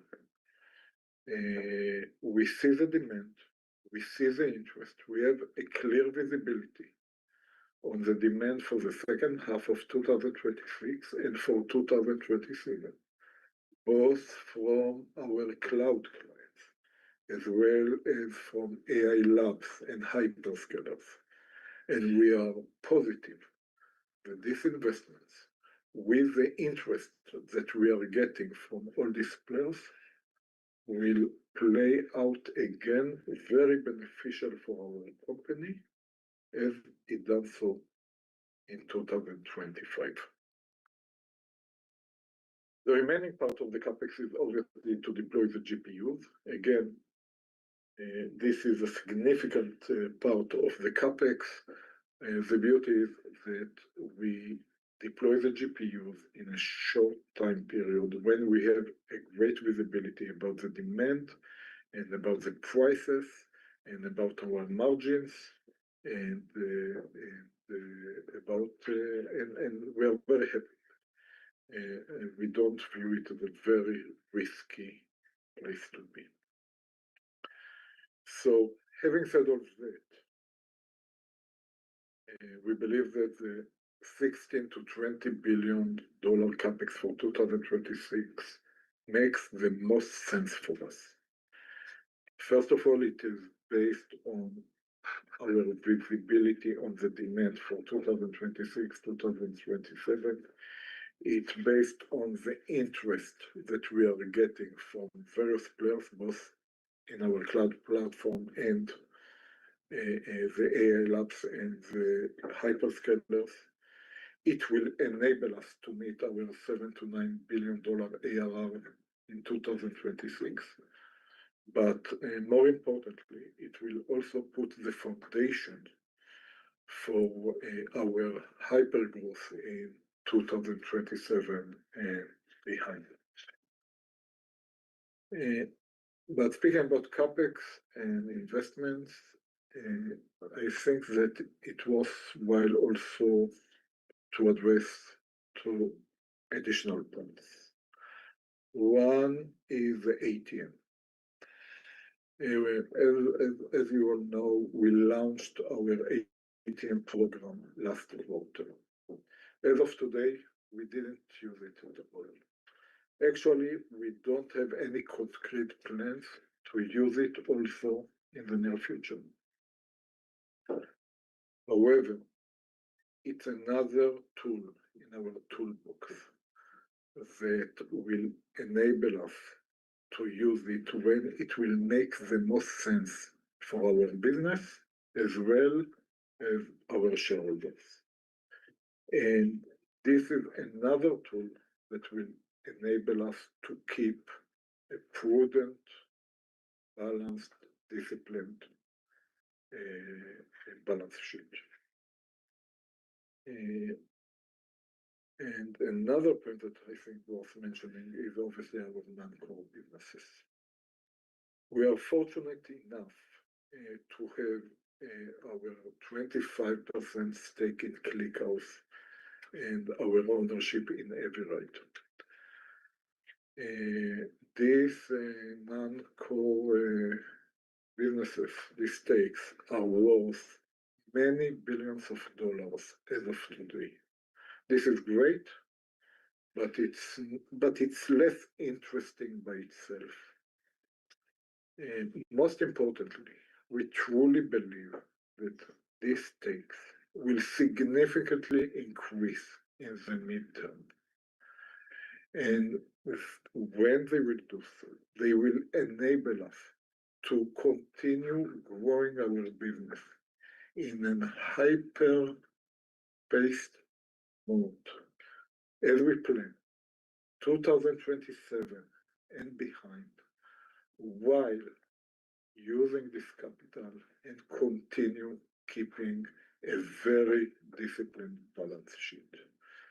We're really happy with this potential capital injections for the future. I think that I gave right an overview on the CapEx, the needs, and the ways to finance it. That was very helpful, Ophir. Thank you. All right. Next question comes from Alex Platt, D.A. Davidson. Can you help us bridge to not only the 800 megawatts to 1 gigawatt of connected power guidance, but now to the 3 gigawatts of contracted power guidance by year end? Andre? Yeah, thanks, Neil. Hello, everyone. So what we can see now is we are accelerating the build out and deployment of the capacity in 2020. And we expect that the acceleration will continue in 2027 and beyond that. So what we are doing is as Afir mentioned, we are doing the investments and building the foundation for the 2027 and for the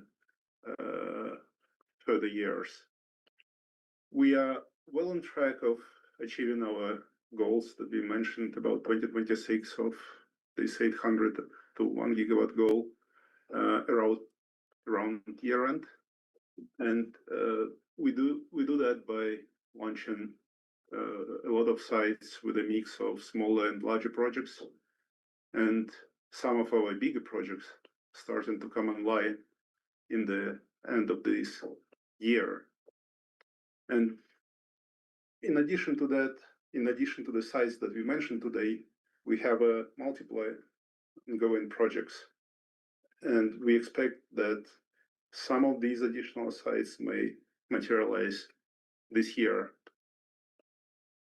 So basically, we expect that the collocations will help us grow faster starting in Q2 this year and ramping throughout the year. And our own projects, which are substantial in size, will really start to ramp up in 2027 and beyond. And that relates directly to the contracted power. Great. Thank you, Andrei. Andrei, maybe just staying with you. Andrew Beal from Arete is asking about an update on the New Jersey data center site. Yeah, with the New Jersey, we are very pleased with the progress there. We delivered the first tranche to the Microsoft on time, and we are well on track to deliver the remaining commitments on time as well. We believe that our partners secured the components in the supply chain, and they're working extremely hard to get everything online. Well, we also have some safety margin buffer times in our projects. And well, all projects can have some fluctuation, but we have built our plans with a large margin of safety, and we have a high confidence of executing this. Great. Thanks, Andrei. All right, looks like we have a question from Alex Duvall from Goldman Sachs. Looks like Nebius came in light on revenue versus consensus for Q4, but ARR was ahead of expectations. So which is the more meaningful metric, and are there any timing considerations? And then just more broadly, lumping this with the ARR question, can you help us understand the difference between ARR guidance of $7 to $9 billion and the revenue guide for 2026? So Dado, maybe you can take this. Thanks. Let me take it one by one. On the first question, of course, we were very pleased with our ARR of $1.2 billion, which exceeded our ARR guide. Our revenue came in the middle of our guidance, which actually was what we anticipated. Look, as we are in a hyper-growth phase, ARR is the better metric. Now, on the next question around the difference between ARR and revenue guidance, let me say that first and foremost, at Nebius, we are really taking a prudent approach to our revenue guidance as we communicated. In 2026, our guidance is $3 to $3.4 billion in revenue. The difference between ARR and revenue is logical. Our revenues and ARR reflect the deployment schedule of our capacity throughout the year, with the majority of this capacity being installed in the second half of the year, as Andrei mentioned. We need also to consider that our largest enterprise partnerships are also still ramping. So the revenue guide simply reflects the ramp up in capacity coming online. Great. Thank you, Dado. Question from Alex Platt from D.A. Davidson. How should we think about your progress against the $7 to $9 billion of ARR guide? And are you really dependent on the large hyperscalers to get to that range? Mark, why don't you take this? Thank you, Alex. First of all, let me clarify. Our 2026 ARR target is not dependent on any new mega deals. As we bring on our planned additional capacity, combined with the already strong pipeline and our go-to-market plans, we are very confident in our ability to deliver our 26 ARR target. Our continued success with AI natives and the early progress we've seen with ISVs and enterprises set the foundation for capturing the market this year. Based on the traction we are experiencing and our extensive research on our total market opportunity, we are leaning into the verticals we've already laid out: healthcare, life sciences, media and entertainment, physical AI, and retail, which give us ample runway to capture share and grow our business. While we are happy to service large strategic customers like hyperscalers, we will remain opportunistic with such large deals as we look to balance the opportunity with the long-term positioning we plan to achieve with our AI cloud. Great, thank you, Mark. Now let's take a question from the portal. Can you provide an update on where you stand as it pertains to the delivery schedule with Microsoft and Meta? And remind us again about how those two contracts layer in throughout the year. Maybe on the first part, we'll have Andre, and then Dado, you can take the second part on the contract layering. Yeah, thanks, Neil. As I mentioned earlier, the first tranche to Microsoft was delivered according to the plan in November, and the remaining capacity is on schedule, ongoing. All of the remaining tranches will be delivered throughout the whole 2026, and more than half of them will land during the second half of the year.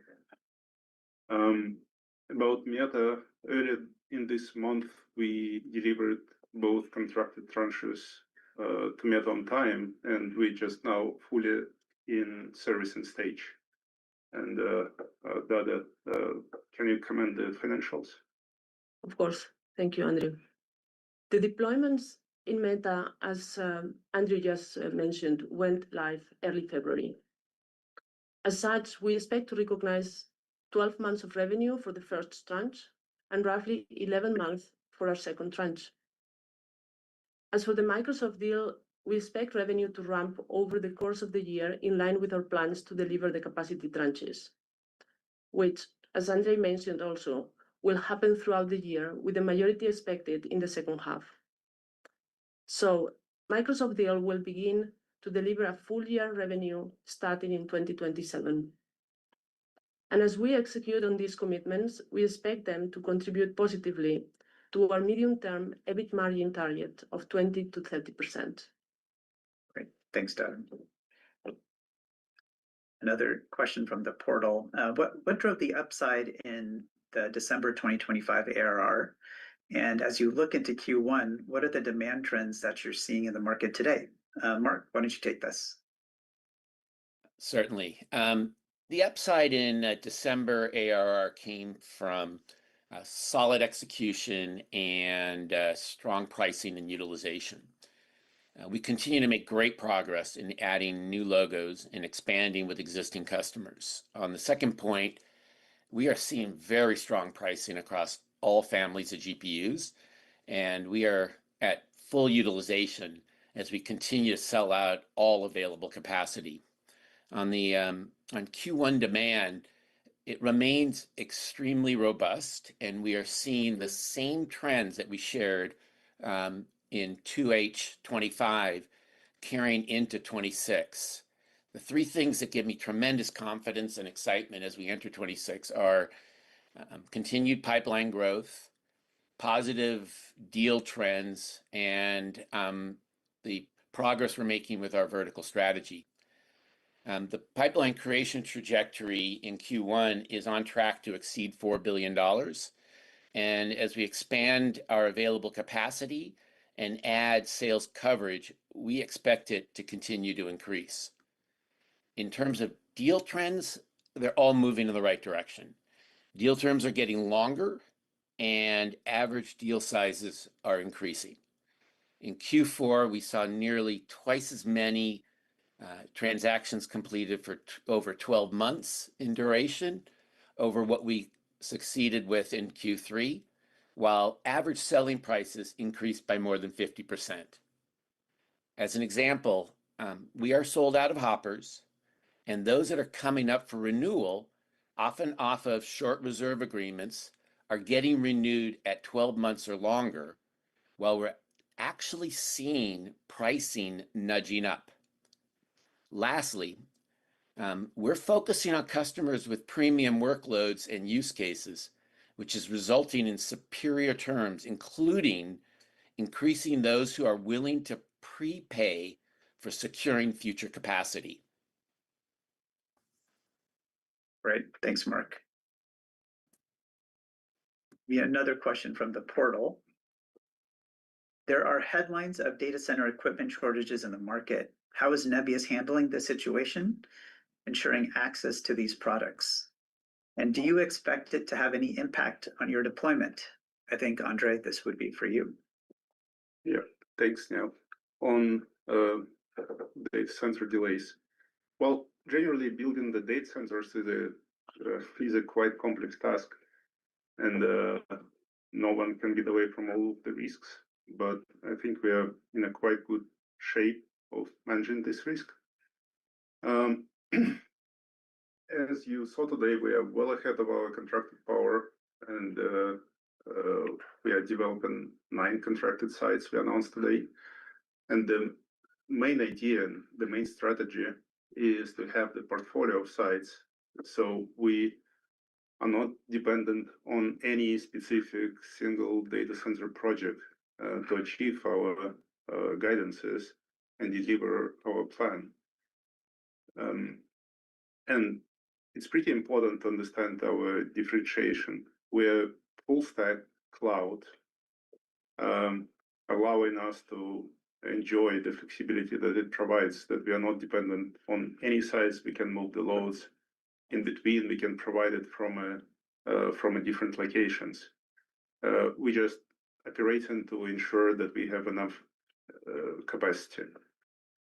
And the second one is we already contracted the majority of our long lead items around our own sites to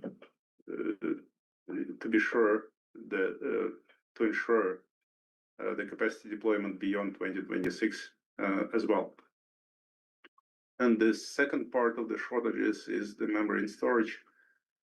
The first important point is our largest deals with Microsoft and Meta.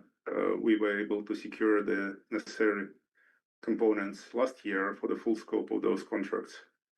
And we secured it in second half of 2025 before any price increase. And for the remaining, we are confident in our supply chain to get the parts we needed to continue to deliver the capacity. Great. Andre, maybe sticking with you, a few of our analysts are asking, with the announced 9 new sites for data centers that are going to be a mix of owned and co-locations. How do you evaluate when you want to buy versus lease, and how do you expect this mix to shift longer term? I think we discussed it quite a few times. So generally, we are focused on bringing most of our largest projects as self-developed projects. There are 3 main reasons. First, we get much better total cost of ownership with this. We have much more control over the execution of the project because we have expertise and experience of building our own sites. We also can achieve greater efficiency at scale because generally we tailor the design specifically for what we need and for our technical requirements. But this takes time, and we use leases and partnerships to fill the gaps before we are at a full speed with our own one. So just to sum up, the preference is to develop the infrastructure ourselves, but again, we still need the partners and leases occasionally to support the growth. Great. Thank you, Andre. Next question from Josh Barrett, Morgan Stanley. It's really around the software stack. What are the most common software tools that your broader customer base, startups and large enterprises are using and paying for from your AI cloud? And what proportion of your customers utilize your software and services in addition to your compute capacity? And then any color on just how much ARR comes from the software stack today? Mark, why don't you take this? Certainly. Thanks, Josh, for the question. As I think you know, our AI cloud is purpose-built for AI and is battle tested with our AI customer base. At this stage, 100% of our AI cloud customers are utilizing our AI cloud software, obviously. So we have a 100% attach rate. We're very excited, by the way, about the new products that we've launched, like Token Factory and the Aether releases, which have opened up TAM and give us an opportunity to expand into enterprise. Our new acquisition of Tavily also extends our platform capabilities by providing agentic search for AI developers, creating more routes into accounts. Should also mention that we continue to see demand for embedded storage from customers across key verticals, including physical AI, media and entertainment, and healthcare and life sciences. As a result, we are creating solutions that are vertically specific to meet the demands of these customers. We're really in the early stages of our monetization journey, but our software and services make our platform sticky, which enables us to charge more on a relative per GPU hour. We are exploring other monetization models, including consumption-based, such as per token pricing with Token Factory. So, Josh, stay tuned for more on monetization in the future. Great. Thanks, Mark. Another question from Alex Duvall from Goldman Sachs. It's really on the 40% EBITDA margin target that we gave. What gives us confidence in that? Dado, can you take this one? Sure. Thanks for the question, Alex. Let me bring the bigger picture. Nebius is scaling, and as we do, so will our margins. Now, let's come to adjusted EBITDA margin guidance. In Q4, the group achieved adjusted EBITDA margin of 7%.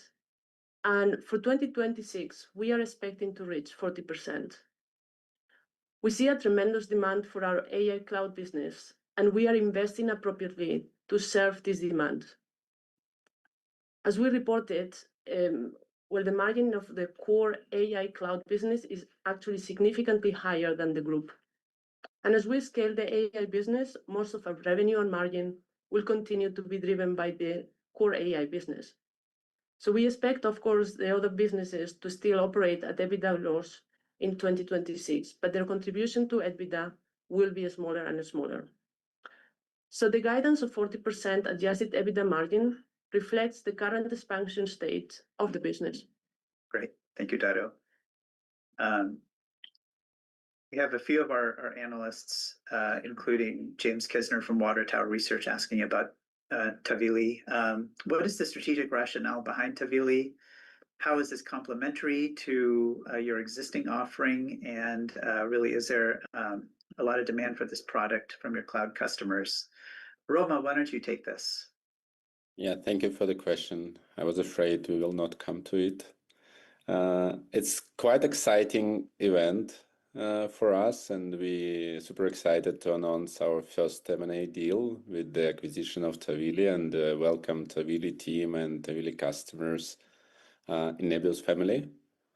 Tavily is an agentic search company that they connect AI agents to the web, and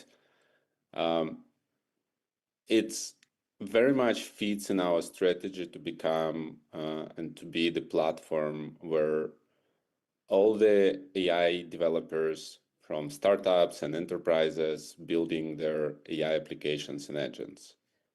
Tavily got quite a significant progress. They already serve many Fortune 500 customers, and they've got great adoption in developer community and loved by developers. We will continue to evaluate for potential acquisitions of the companies that can deepen customer engagement, stickiness, and increase our lifetime value and strengthen our positions as a full stack AI cloud provider. And this game is such large that we obviously will not build everything ourselves. We will be in the strategic opportunities and will be in the strategic partnerships moving forward, looking for the companies and partners that got a great product, great developer experience, and similar to ours DNA, to build a platform that will be loved by AI developers long term. Great. Thank you, Roma. We have another question just on capital allocation and M&A, in terms of like build versus buy. Like Neho Chokshi is asking this from Northland. Arkady, when you're thinking about capital allocation, especially whether it's investing in capacity or doing M&A, how do you think about this? Again, what we're building here, we're building one of the largest platforms for AI developers to build their applications. The largest platform means two dimensions: the scale and functionality, product. And we could allocate capital between these two dimensions. We need to build scale. That's why we need to build all these data centers and buy all those hundreds of thousands of GPUs. And we need to build the product, and we build this product both organically, internally by our own developers, but we will never cover everything. So we go into acquisitions, and we spend some capital to acquisitions as well to enhance our product, to get more talent, and ultimately to develop more and faster. And Tavily is a perfect example of such an acquisition. Hopefully not the last one. Great. Thank you, Arkady. And I think we're at the top of the hour. So thank you, everyone, for joining our fourth quarter 2025 earnings call. And next quarter, Gili will be leading the earnings process. Thank you, everyone.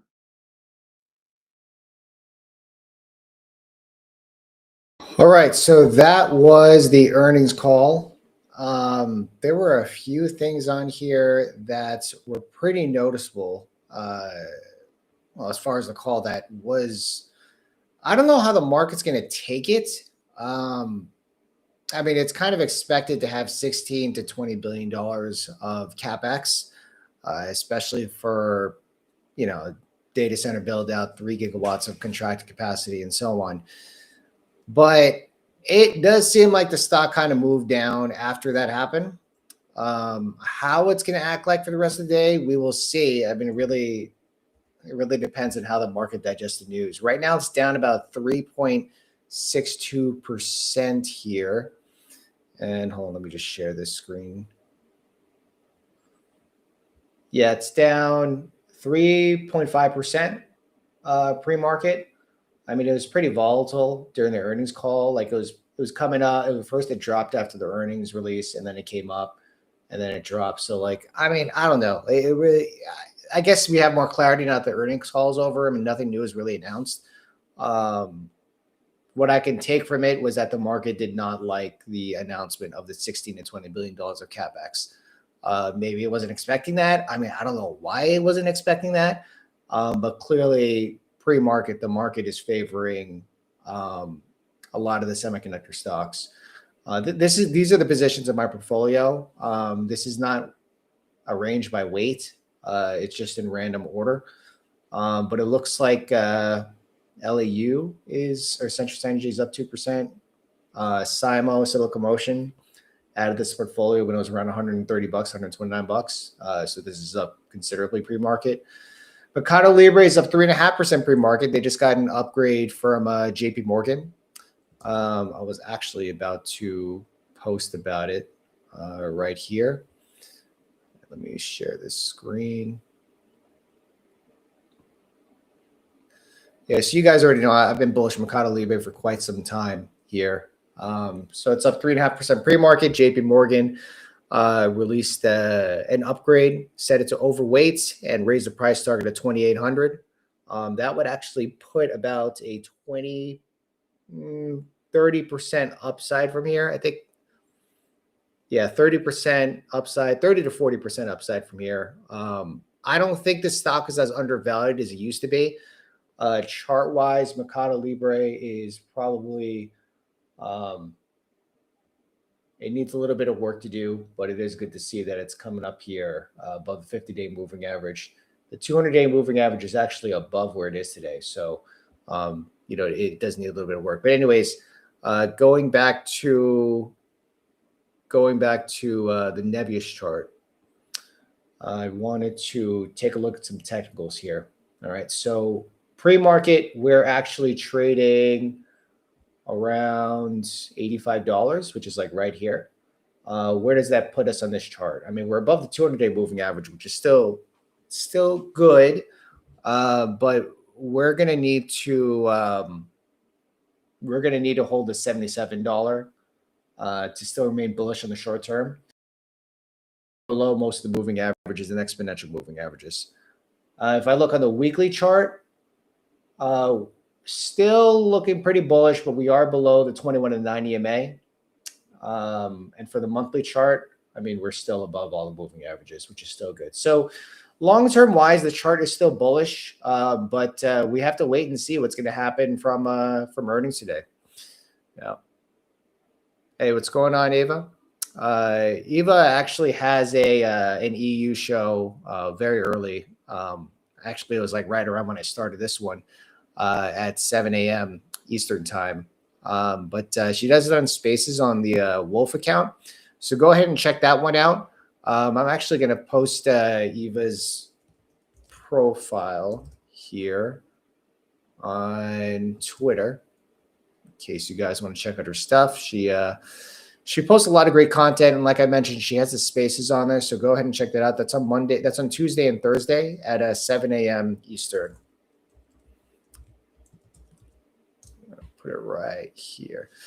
Yeah. So how is this going to play out today? I don't know. I don't know if the market likes that 16 to $20 billion of CapEx. I mean, I don't know what the market really expected when they came out that news. But yeah, I guess it just hit him by surprise. I mean, there was a lot of good news in the earnings call, a lot of good news on the earnings report. They're going to be funding 60% of that CapEx through cash flows.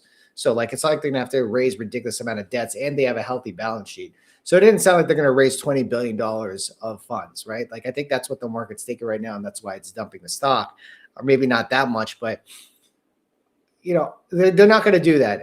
They're going to get a lot of revenue in the next couple of years, but it's not going to come fast enough to be able to fund the entire 16 to $20 billion of CapEx.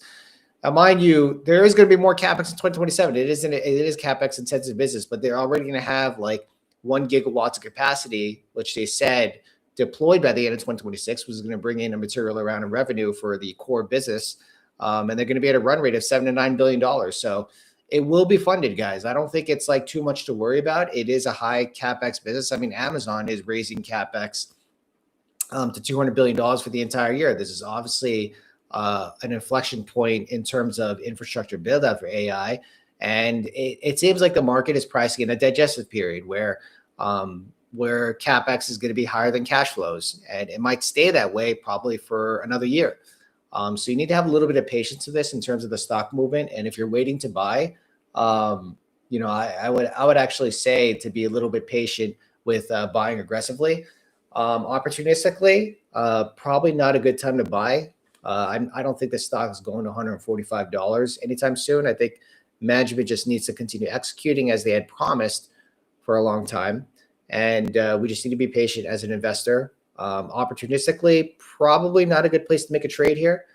I would wait until like around the $77 range in order to do like a tactical trade per se, but I'm not looking to trade this stock right now. Just going to hold on to it. I did the earnings was just exactly what I expected. Like I didn't come into this earnings call expecting like a crazy contract that they announced. I mean, it'll be great, but I don't think it's really going to change anything. If you look at the entire data center line over here, we could see that pre-market, it's just Nebius that's down.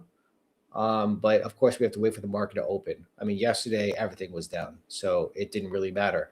So do we see some continuation or not? I don't know. It does not seem like the market took that news positively. On the other hand, the Qs are up 42 basis points pre-market. We're actually sitting here back above the 100-day moving average. We did close below the 100-day moving average. We're back above it, and we're back above the 9 EMA. But we're going to need to stay above this 616 level on the Qs for the next few days in order to regain the positive momentum. But arguably, the alpha is really in semiconductors, right? We almost closed the year at an all-time high on the SOX ETF. NVIDIA is at $192 pre-market, and I think the move on NVIDIA is going to be made after the earnings. It looks like everything's coiling up here and it's just been range bound for like the last 6 months, but NVIDIA tends to be range bound for months on end before it makes its move. So that's what you're seeing here at NVIDIA. They report earnings on February 25th, apparently. Wow, that's in a couple weeks. Pretty soon. I feel like earnings season just started, but it looks like it's actually coming to an end. Once NVIDIA reports, just a few SaaS companies, and then that's it. But yeah, the majority of the mega caps did report earnings already. Today, after hours, we actually have Arista Network reporting, another hardware company, more to do with Broadcom and Astera Labs. So we'll see what happens with that one. But yeah, I mean, this data center build out is CapEx intensive, guys. This is not cheap for them to do. You already saw the hyperscalers is excess of $600 billion in terms of CapEx. So you can only expect these hyperscalers that are projecting to grow 500 to 600% ARR in just a matter of a year to have massive CapEx boost. And they did. They said it in the earnings call, and that's exactly, I would say that's probably the reason why the market is kind of selling the stock off pre-market. I'd say wait for the market to open. If you're planning on doing any trades with it, I wouldn't nosedive into the stock right now for a tactical trade. But I do think there'll be some good opportunities to buy the stock a lot cheaper, in my opinion, just seeing the way the market is moving right now. But yeah, for me, no tactical trades for me on this one. IREN did drop into the $30 range last week, and then it's since then recovered. But it hasn't recovered materially to the point where it's going to hit new all-time highs. So I would be a little bit careful buying into this stock, expecting new all-time highs anytime soon, because we're just not there in terms of sentiment with capped. All these data center stocks capped last October and early November, right? So IREN was like $76 over here back in October. Nebius was $140. 142 was the all-time high back in October. High 8 actually did hit a new all-time high recently. But yeah, a lot of these data center stocks like topped out in November, October. So, you know, the market is very dynamic. It changes what it's bullish on in the very short term, and it changes it quickly. So you just have to stay on top of it if you're looking to gain some alpha on it, or you can just buy and hold for a long period of time and not care about the short-term noise. right? Or just DCA in if that's the thing you want to do. Just completely okay. You don't need to swing trade or anything in the medium to long term like I do. You can always just buy good companies to hold them for a long period of time. And that works. And I would say if you're looking at if that's what you want to do, if you want to buy and hold for a long period of time, like years or even decades, like you don't need to look at the market every day. You really don't. It would just be a waste of time. It'll just be stressful to you. But if you want to outperform the market by multiples, then you can't really do that without keeping on top of the earnings calls, the fundamentals, the TA, whatever it is, unless like you're a day trader or something. All right, so I think that is about it. And we had I don't think we have much in terms of economic news today. I'm just